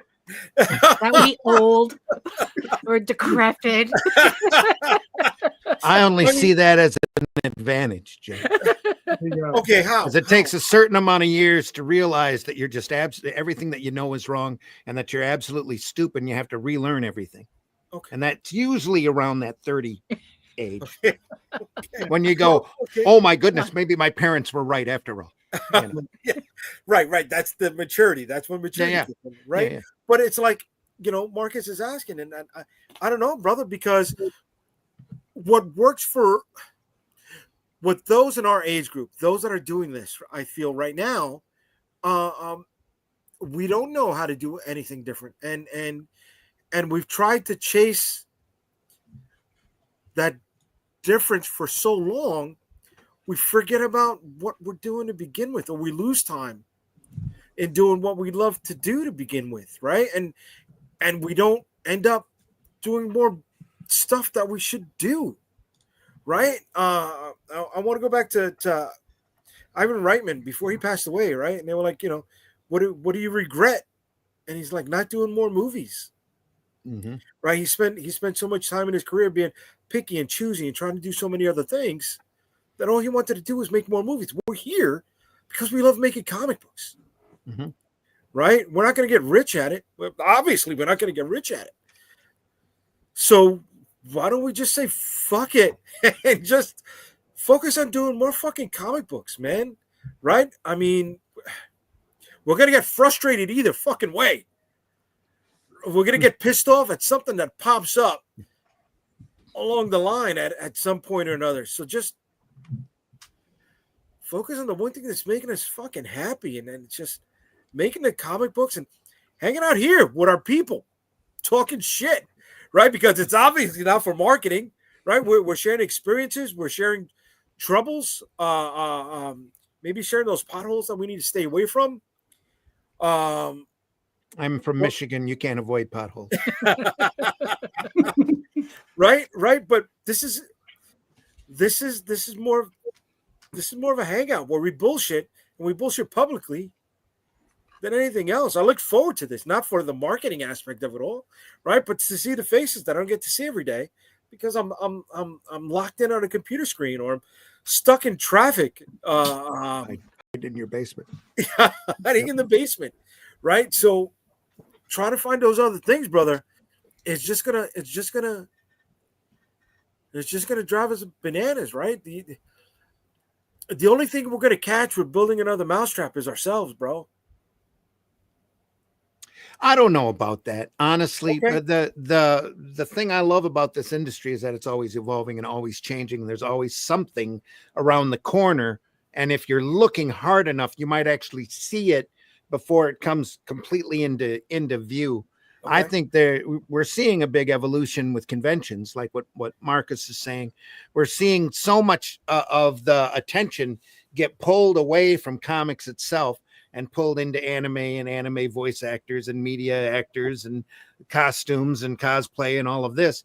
But at the same time, I'm also seeing a lot of little one-day shows pop up.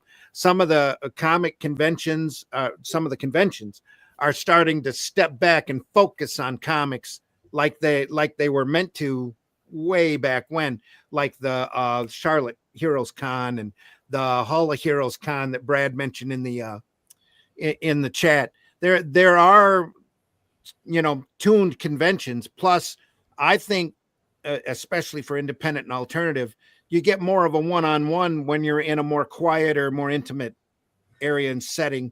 One-day shows, which are cheaper, table rates are cheaper, admission is cheaper, and you're actually able to talk to people more one-on-one. Or store signings, if you can find a comic shop that's agreeable to your product, that that would actually have you in to set up a table and talk about your stuff. Sometimes you make a lot more money at those events than you do doing a 3-day show, especially with the amount of overhead that you're staring at. You're looking at like something just above the a SWAT meet level, right? Even at a SWAT meet level. My most fun I ever had at shows were the shows that I put together at our local farmers market in our little community room, where we set up maybe 50 tables. Charged $50 a table, charged $5 to get in. And all of I was able to give, and I was doing this while I was doing that paper I talked about earlier. Anybody that worked on the paper got a free table, to show off their stuff, and that everybody was happy. There was a $5 admission fee. You got to come in and actually see people whose work that you had seen out there. So like, for example, Matt Fazell, who does Cynical Man. And if you don't know who Matt is, Matt's a genius with stick figures, and Cynical Man's worth your time to look up. I printed Matt ever since he'd allow me to print in the paper. He'd show up at all the shows, and he'd have a huge amount of people show up that he wouldn't normally catch at a larger show, stopping in and going, "Hey, I seen your Cynical Man in the paper. Your stuff's great. Let me buy your books." And it's that kind of an intimacy, one-on-one type thing. And I love that paper. I would still do that paper to this day if it was profitable. But there's got to be other ways of getting the art form and comics out there in front of people that don't involve a 3-day spectacle with cosplay arguments going on, and safe Right. spaces having to be made, and Right. and all Bruce of this. Leroy, who shows up at every event. Right? Pardon? And having Leroy? somebody like Bruce Leroy. Bruce You Leroy. almost- yeah, what's his name? Timac. He shows up at almost Oh, every from The event. Last Dragon. Yeah. Oh, that, Yeah. that must be a regional thing. Yeah. Right. Oh yeah. Oh, you mean as a guest? Yeah. Yeah, I can't say that. I haven't seen him very much. anyway. Yeah, I haven't either. Probably just East Coast thing. It must be. Yeah. But yeah, there's and the sad thing is when you go and you look at that, everything all comes back to comics. You know, cosplay, even the anime voice actors and all manga and all of that all comes back to this art form and comics.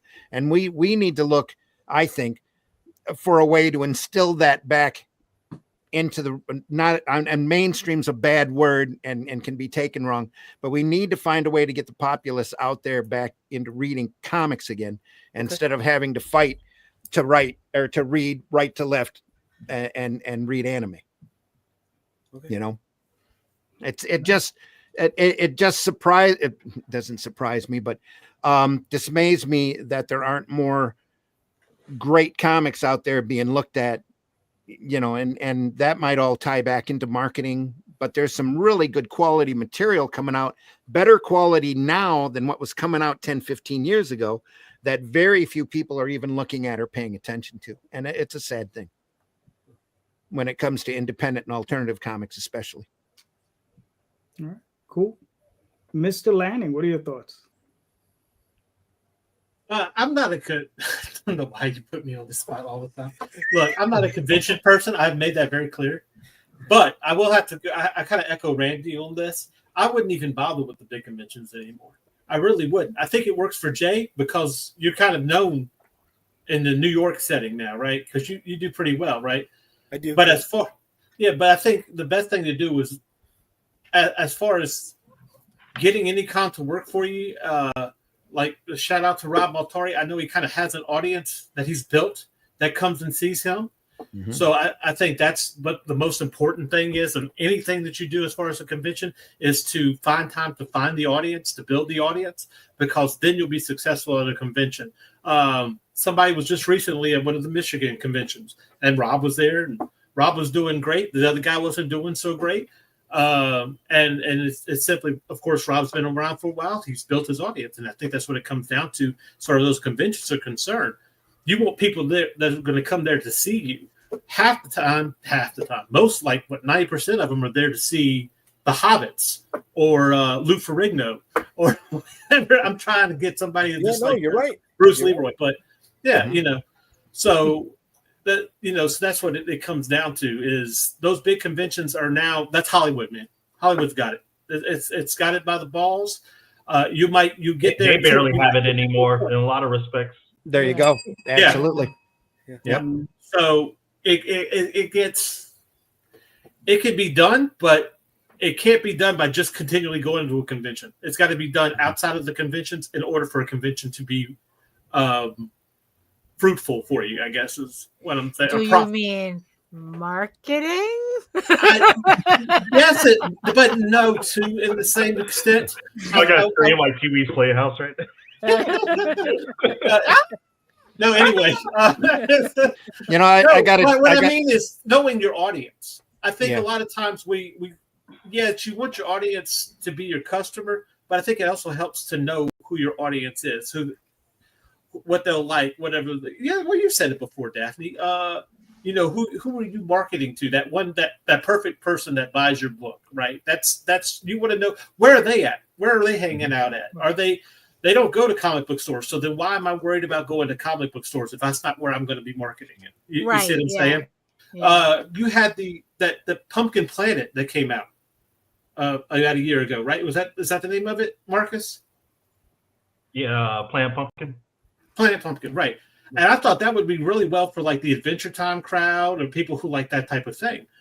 But those people aren't really hanging out in comic book stores. No. Nope. Yeah, I took this to the Writers Festival, and this is a direct market hardcover version of that book that I was just looking to test out. Yeah. And gone. Yeah. But it was a writers convention. Yeah. Yep. See, that's what I'm saying. It's the audience isn't. You just have to go where the audience is, and you have to build it there.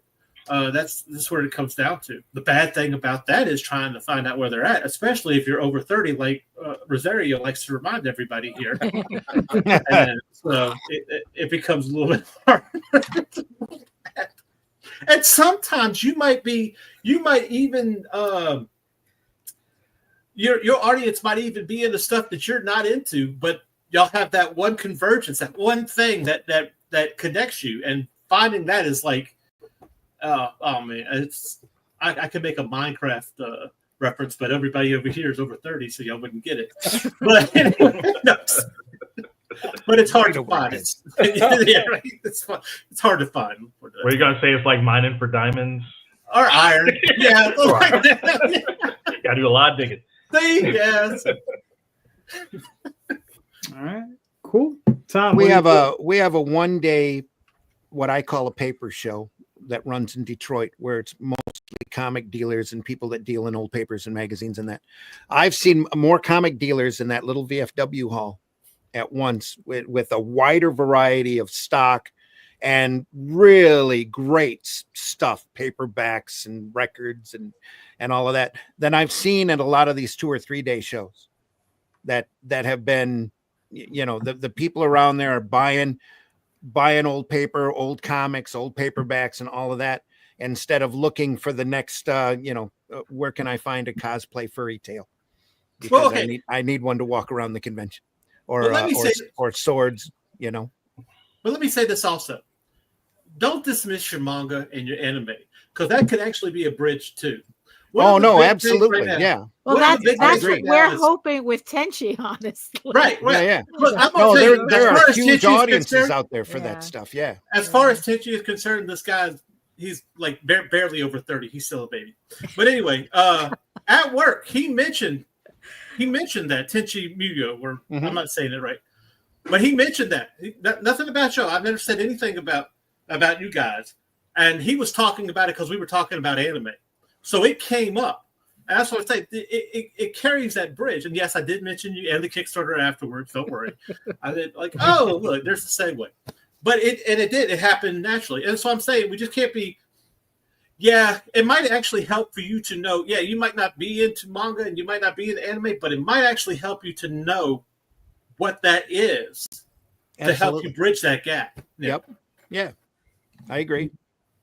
There's a lot of real great classic stuff out there. You really have to wonder, if you look at like comic history, for example, how hard and deep the anime crowd would have become if comics had stepped up on their, especially corporate comics, not necessarily independent comics. If corporate comics had bothered to step their game up and actually be entertaining, Well, they're not interested in entertaining. They're interested in money. Well, they're not even interested in that most of the time anyway. They're just interested in trying to get just some new version of this icon. I'm not saying that they're not interested in money. They're just No, it's just really your executives. It's just really funny how like manga is even the thorn in the side of editors at traditional publishing. Not even not just comics. Like even traditional publishers are like, we don't know why the kids are into this. And you they're don't know why you're into manga. It's seriously anybody who can't figure out why kids like it. You're over 30, right? Right. That's what we're talking about. That's not necessarily true, Tom. It's just that they're missing the message. They're cutting their nose off to spite their face, because the reason manga has got the ground that it's got is because it's great entertainment, and the kids have decided that it's great entertainment. That's what I'm saying. And they will look it up. That, like I keep telling everybody, you've got a whole probably 2 generations at this point of kids that find their entertainment reading against the Western grain and reading right to left in order to lose themselves in a story. And that says a lot to me. That's how badly and desperate this audience is to be entertained, that they're willing to go out of their way to read differently than what they were trained in school in order to be entertained. Or they're willing to put up with a bad English adaptation of a phenomenal anime, work. Well, you know what? just to lose themselves for, to be entertained. Yeah, but we're And talking that's about this. something corporate comics just can't seem to grasp. But we're talking about this now. We're talking about manga and being over 30 and everything else like that. But in actuality, the manga phase is past too. You're actually now looking at webtoons and comic tunes and all this other independent stuff that's out there now. A lot of that's extension of the manga form, though. Yeah, Yeah. like adjacent. Well, Yeah, no, some pretty of it hardly is as far- yeah. But then there's stuff that's just not that quality stuff at all. Well, absolutely. That's being There's published. always going to be crap on the market. But you know what? It does play into, and if you think about it, and you'll know what I'm talking about, Randy. It plays into that disposable entertainment. Yes. Because it's free. They can go to it online and they can find it. And they will pay for it. Because I don't believe that. I think the whole thing that if they can get it for free, they won't pay for it. That's a bullshit line. There you go, Daphne. That's the advice. That's the advice right there that I have constantly heard. And I have seen that disproven so many freaking times. So many times now. Because I have seen webtoon comics make over $100,000 on their Kickstarter, and that you could go and read it offline. Yeah. That's the advice that I wish. I know the person who says it. Yeah. If you give it and he's away for got to free, stop. no He's one not will gonna buy get it. anywhere. Yeah, that's the advice. If you give it away for free, Stefan Sejic about that with Sunstone. yeah. Laura Olympus. Yeah. Yeah. Yeah. Look at that's that. the case. And that's, Because that's there's absolutely always going true. to be an inert drive that this is not going to always be there, and I want to hold it in my hands. Yep. Free is marketing. Yeah. Yeah. By the way, free is marketing. Here it is for free. Go try out this first part of it, and if you like it, there's a whole lot more that you can buy. The dope boys know this. Know that well. And I think one of the whole factors industry in the U.S. that have really built up manga over the years too is the value that they show. You pick up a Shonen Jump, it's big, it's thick, even though there's not a lot of story, but there is a lot of stories in it that they can keep following. Yeah. And Well, the value that you get from a say like a My Hero Academia is so much thicker than the little collected 6-issue volumes that you see from the big corporate publishers that are sitting in the bookstores. Even that, you could get a big old thick little manga like this big for $15, and they want to charge you $20 for five issues of Exactly this right. image comic. Yep. It's. I don't care if it's printed on Fantastic Page. Don't get me wrong, it's nice, but I don't care. If I want it, I want it. Mm-hmm. But I think there has to be formats out there at all levels. That there needs to be a $5 hard or thick paperback book that you can get at $5 and below.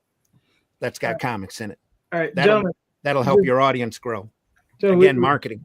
Yeah, marketing. So, Yep. Tom, what are your thoughts on the question? Well, I'll say this. I've done 3 shows this year, and they've all been terrific. All better than last year.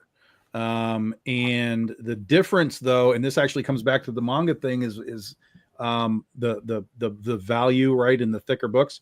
We are selling a shit ton of trade paperbacks and hardcovers and stuff. Mm-hmm. Like a metric ton of those things are now moving off the tables versus what it used to be. Let me buy this $30 variant cover or whatever. Now it's you have 5 volumes of Oz. I want all of it. Give it all to me right now. Yep. There is I've had this conversation with other artists and creators too, is there is a shift right now from the quote unquote collector base who is chasing those types of variants to I want to read this book. Reader base. And they want all of it. So the more that you have, whether it's a single trade paperback or a big omnibus or whatever, they are all in on that stuff. And I'm seeing it actively happening like in real time at these cons. Now, what's the question is what do we change? Nothing. What you have to change yourself is where you're going, like we just been talking about. Not all cons are one-to-one. New York Comic Con is not the same as Motor City, is not the same as anything else. You have to decide where you belong, where your product belongs, who's going to be at that con. Do you think you can sell to them? And the smaller shows, again, like we've talked about, the smaller shows, even if they're 2 or 3 day shows, just a smaller show gives you more opportunity to talk to people, get them to put the thing in their hand, let them ask questions. It's a more mellow environment. That's not a circus where there's just shit everywhere and they can't even focus on anything. So smaller shows are vitally important to creators. And wherever you live, there are probably 5 shows within 2 hours of you throughout the year. Go to all of them. But then it's the specifics. You got a horror book, you need to be at horror cons. Move yourself and your product to the places that you really can say, those are the people that would buy my book. That's the place you need to at least start and try and do that. Yeah. All right. Daphne, what are your thoughts? Yeah, what's funny was that's the exact question that I had after I came back from Monsterotica. The whole thing about, what does an event at a convention mean, right? And everyone was saying, it's like, well, the convention is an event, but it's like, how are you going to get people to your table, and what is it that you have to do in order to engage that audience? The event, you're already at the event, so the trick is to engage the audience where you're at. And it's like, and going where your stuff is more likely to get that engagement. That's really the trick. Like look, I would love to sell my books at a Renaissance festival, right? I love it. I love the idea, but here, even just running a small convention in New York is just incredibly expensive. So that's kind of the thing. I'm sure that if we lived in I guess in less expensive states, that maybe that option would be more readily available. I could consider let's get a booth at a Renaissance fair or something, or but that's just not viable. But yeah, it's my whole thing is that, okay, I have to find where the people I'm trying to sell to are at. I can't, comic book conventions are not as viable for me. I'm going to Baltimore at the end of the year, so maybe things have changed. It's in December? No, it's October. Oh. It's in October this year. And yeah, I'm going to see if have people changed from buying individual comics to moving on to trades because it's the better deal. And the other thing that I still have is I still have the digest size version of my trades that I tested at my printer to see whether a second format would make a difference. The thing that Randy keeps talking about, that it's that form, that maybe we should play around more with formatting to kind of attract the people who maybe oh, well, I'd buy that because it's smaller. Even at the book convention I was at, that was something that I was really thinking about. Okay, everyone was having deluxe editions of their books, with the sprayed edges and the foil stamping, but they still had their regular versions of the books too. So that's also another way that they were engaging more with their audience. The amount of authors who were really trying to push those deluxe editions on me was but it was just but they still had the regular editions for me to buy. So in terms of what are other the options, it's I don't know. I think it's going to require a little bit more creativity. It's what Tom says is if you're doing a horror book, why aren't you at horror conventions? We're doing fantasy books. Maybe we should go back to doing fantasy conventions again. It's maybe we should do book conventions. Maybe that's something that's another option for us, because at the convention that at Monsterotica, they were talking about how comics was becoming a thing in this circle, because authors were they're actually converting their books to webtoon.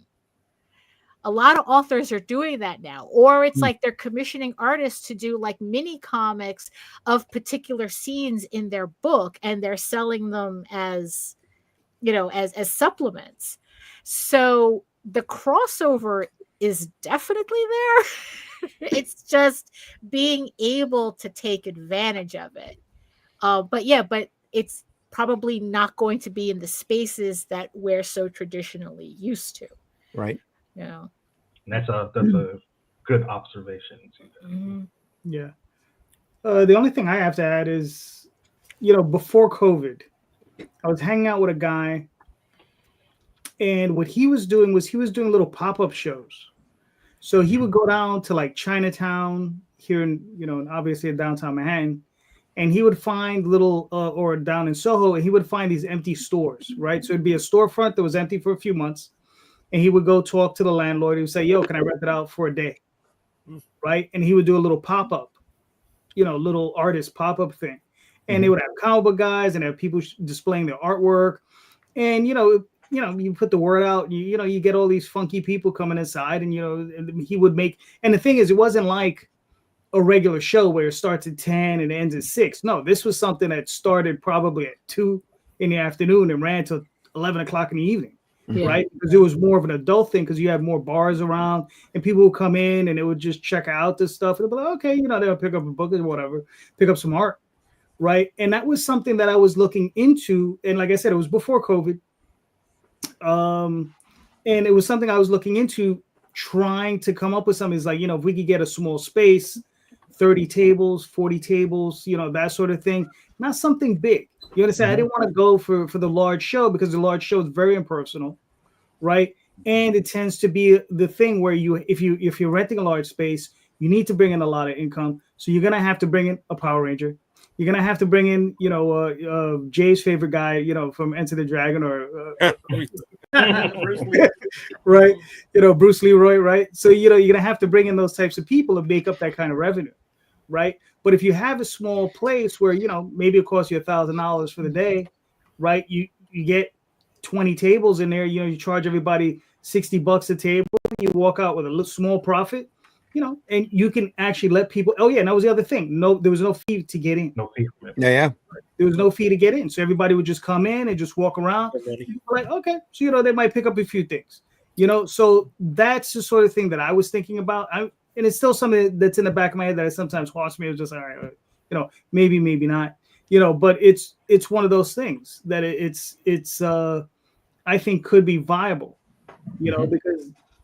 I walk around, whether it be out here in Queens or you go into the city, and you see a lot of these empty storefronts, and they've been empty for a long time. And you're like, okay, what would it cost me to rent that for a day or two? Right. And you do a little pop up, and you do like, all right, and I probably know enough people locally that I could probably get the table sold. Yeah. I wouldn't invite Jay though.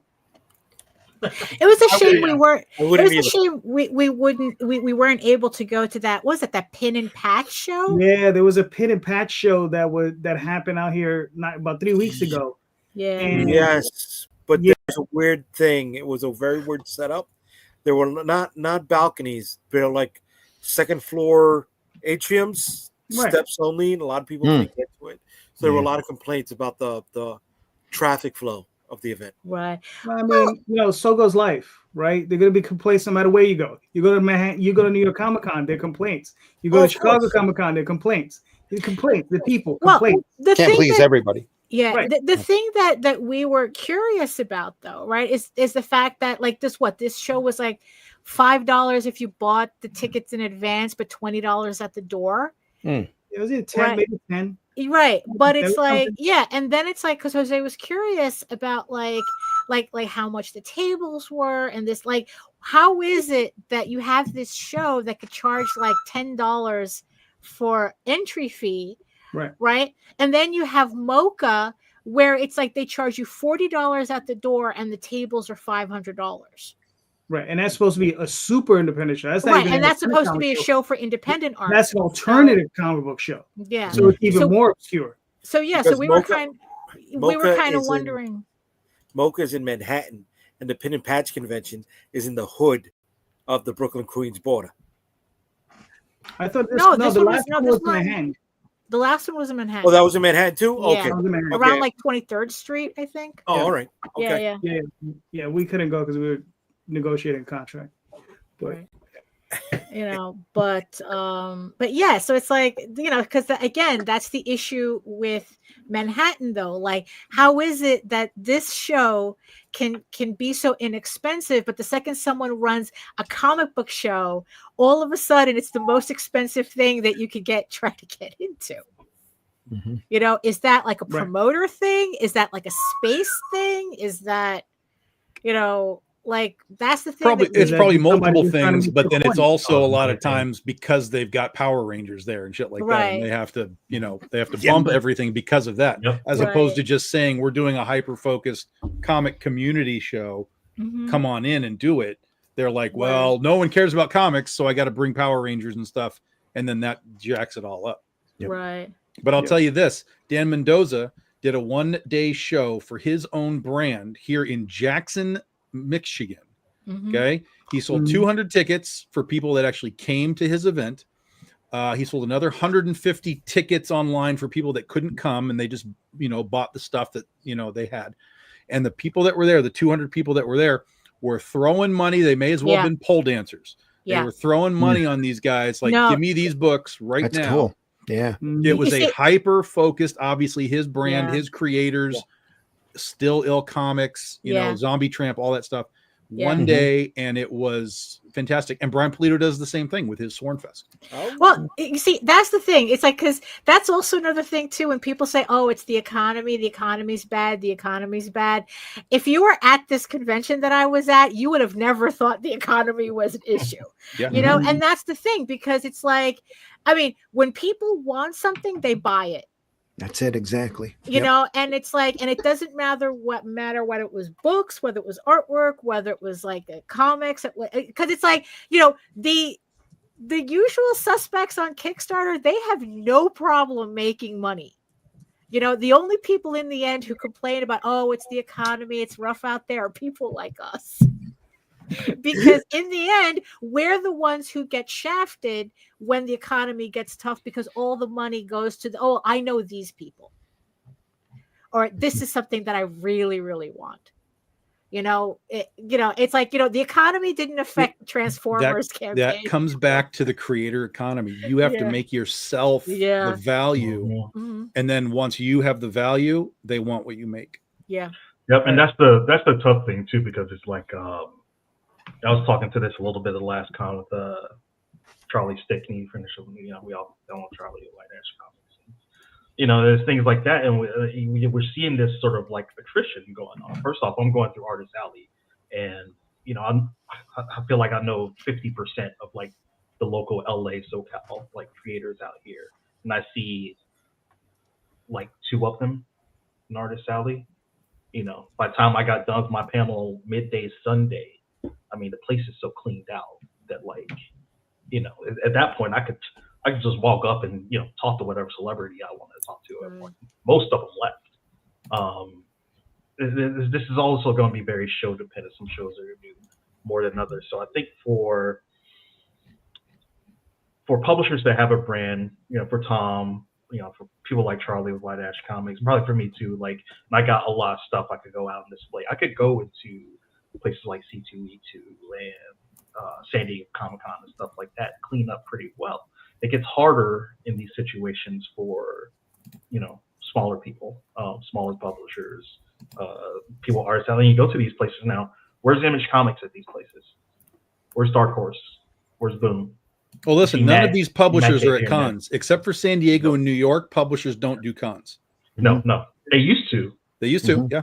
Yep, but now that's gone away. So creator economy. They learned that the creators are out there promoting anyway, so we don't have to be there because all of our creators are there. Which brings me to my thought, and what we've been touching on, is that, especially when I look at different forms of media where art is also commoditized. I feel like comics is a lot more commoditized than like some other things. But whether it's movies, music, books, and everything like that, like, where's comics equivalent of the Toronto Film Festival? Where's comics equivalent of South by Southwest? Where's our equivalent of Cannes? Where's our equivalent of the Ringo Awards? That's probably the closest thing that we have to it, but still existing in like that con space and everything like that. But even you go to those, if you been fortunate enough to be able to go to those places, like the entire vibe and it's like different. It's not nobody's out there like they're trying to market their movies, and you got independent films and things like that, maybe hoping to get scooped up by Netflix or something like that. But it's more about how you're engaging with the culture. And even I've seen it from my past and doing fine art. I'm fucking nobody artist, but I can build a event, and that's what I did. I had my own collective, and I used to go to gallery spaces. We did comic shops, so we were doing comic thing stuff at even that point in time too, things like that. And I fucking blow the place out. And I'm going on at the end of the show. People are selling their paintings and things like that. And I'm just doling out money to the gallery and business owners, for myself, for my cut that I'm keeping. Hey, quit cursing. That's my marketing shtick. You can't do that. but I know it's like that space, and we have, I think, the void in these comic events where, yes, they become super broad. They encompass a lot of different stuff, and we're not coalescing it to be about culture, especially from the independent, state. There's starting to be more events. There's starting to be more small press and the indie comic events and things like that. But I think if there is going to be an alternative or something like that, I think we have to get out of the mindset of like pure commoditization and everybody worrying and stressing about how much money they're making and everything. We have to make it focused. We have to make it affordable for people, both the people buying things and the people who are going to be tabling and things like that. There's something that we're missing in between all of that. And, I've seen recent examples and things like that where people I've been involved with, and I've seen those things like sell out. Like there's a need for people to engage with comics and art like that. And we don't have enough spaces to be able to do that. And as Daphne mentioned, some of these things now, the reason that we're seeing this comic crossover is because fandoms are getting involved with art. So if whether they're into furries, video games, manga, go to Tumblr and like search that thing. You're going to see page after page after page after page of original artwork, original mini comics, probably scrollable like webtoon style comics, all engaging that stuff. And that's bringing people into that. So there's opportunities for us to start wedging into these things and also create like a home base for it. But when is it going to come? Who's going to do it? Like, what should it look like? Those are questions I think about a lot that I don't know. Jay will do it. He'll do it. Yeah, Jay will definitely do it. Hold on, Jay. Hold on. I got to cut out here, guys. You can stay for. Hey, look at that. Good night, everybody. All right, Jay. Jay had to go. Jay had to go. I guess he had to go to the bathroom. But Randy, real quick. Yeah, he's probably crowding over there. Yeah. This is a look at the third volume cover for the Atlantean. That'll be we'll run the campaign for this probably mid-July at this point. As soon as the book is done, we'll run the campaign for it over at fundmycomic.com. It's the characters from the Shadow Kingdom, real straightforward sword and sorcery work. King Kull is running around the kingdom with Brule and a few other folks looking for the race of shape-shifting lizard people and the adventures that they have there. So that's the third volume. That's the cover that Russ penciled that has painted over by Renzo, and just really proud of it. And it's turning out really good. So someone had said that the cover reminded them of Joe Jusko, and now I can't unsee it. Yeah, it's great stuff. Yeah. We're having him also paint a wraparound cover for an omnibus that we're looking at collecting a bunch of the Atlantean material in. Yeah. So it's really when are you guys going to launch it? Volume 3 is probably going to launch at in mid-July. Okay. Cool. The omnibus will run after that. We're not sure exactly how much content is going to be in it because we've got the next couple of issues planned, and every volume of the Atlantean is a self-contained story, but it's all kind of strung together with their adventures as they're tracking down this race of lizard, shape-shifting lizard demons. So, all right, cool. All right, it's been fun and really proud of it. Anyway, yeah, you should be. You should. Yeah. But listen, we ran a little over. We chased Jay off, which is always a good thing. Yeah, so let's start with Marcus. Where can we find you and your work, sir? OdysseyComics.com. It's that simple. All right, cool. Randy. Michael, thanks for the kind words. You can find that right now. You can get the first 2 volumes of the Atlantean and the first volume of the Atlantean, I should say. The second one will be available shortly. Any place where you can order books from the Ingram system, criticalblast.com, Barnes & Noble, Amazon, any of those places. You can get a number of different formats for the Shadow Kingdom, all of which we're very proud of. The first volume of Atlantean is available now. The second one we will have available publicly as soon as we know everybody who ordered it on the campaign has received their copy. Then it'll be out through Amazon, Barnes & Noble, and the Ingram ordering system. So, and then look for volume 3, middle of July, probably. Nice. Mr. C. You can check out my work on Magi's Grace Kickstarter happening right now. There you go. That's right. Go get it. Tom. BigDogInc.com. That's go get your books. We're launching Penny for Your Soul's 15-year anniversary, June 21st. And then we're doing our first ever omnibus for The Legend of Oz: The Wicked West. That'll be part of our book fair campaign that we launch in August. Cool. Nice. All right, Daphne. You can find me and my work at egoworks.com, EGOWORKS, where you can read both Eagle Raven and Tall Tales for free. And you can find all of my links to all of my social media as well. And make sure, as far as I know, to catch me and Nita tomorrow on our own show, the Rage Into the Vlogs show at 11 a.m., as long as I think neither of us have a scheduling conflict, so we should be okay. Hey, Trico, good to see you, bud. Thanks for catching us live. He doesn't want to get up early in the morning enough to catch my other podcasts. So, oh yeah, well that one's rough for most people. We're archived all over the place, though. Indie Comics Network and Comic Book Black Belt, Randy Zim YouTube channel. Look for us, Comics by Night and Sunday Funnies. Thank you very much, Michael. Cool. And and Philbo, thank you. You can find me on Facebook, Instagram, all those other places. Next Sunday we'll be back here. This Tuesday I'll be on with Rob Motari with Mice and Wolves. Just don't forget, everybody, please check the show notes. All right, because all those show notes have all the links to all the various creators here.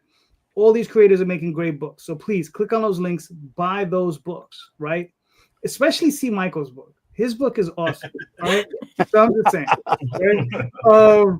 So go check out those books. And please remember, everyone, read more indie comics, especially ours. Have a good night, everyone. Thank you. Take care. Bye. Peace. Ciao.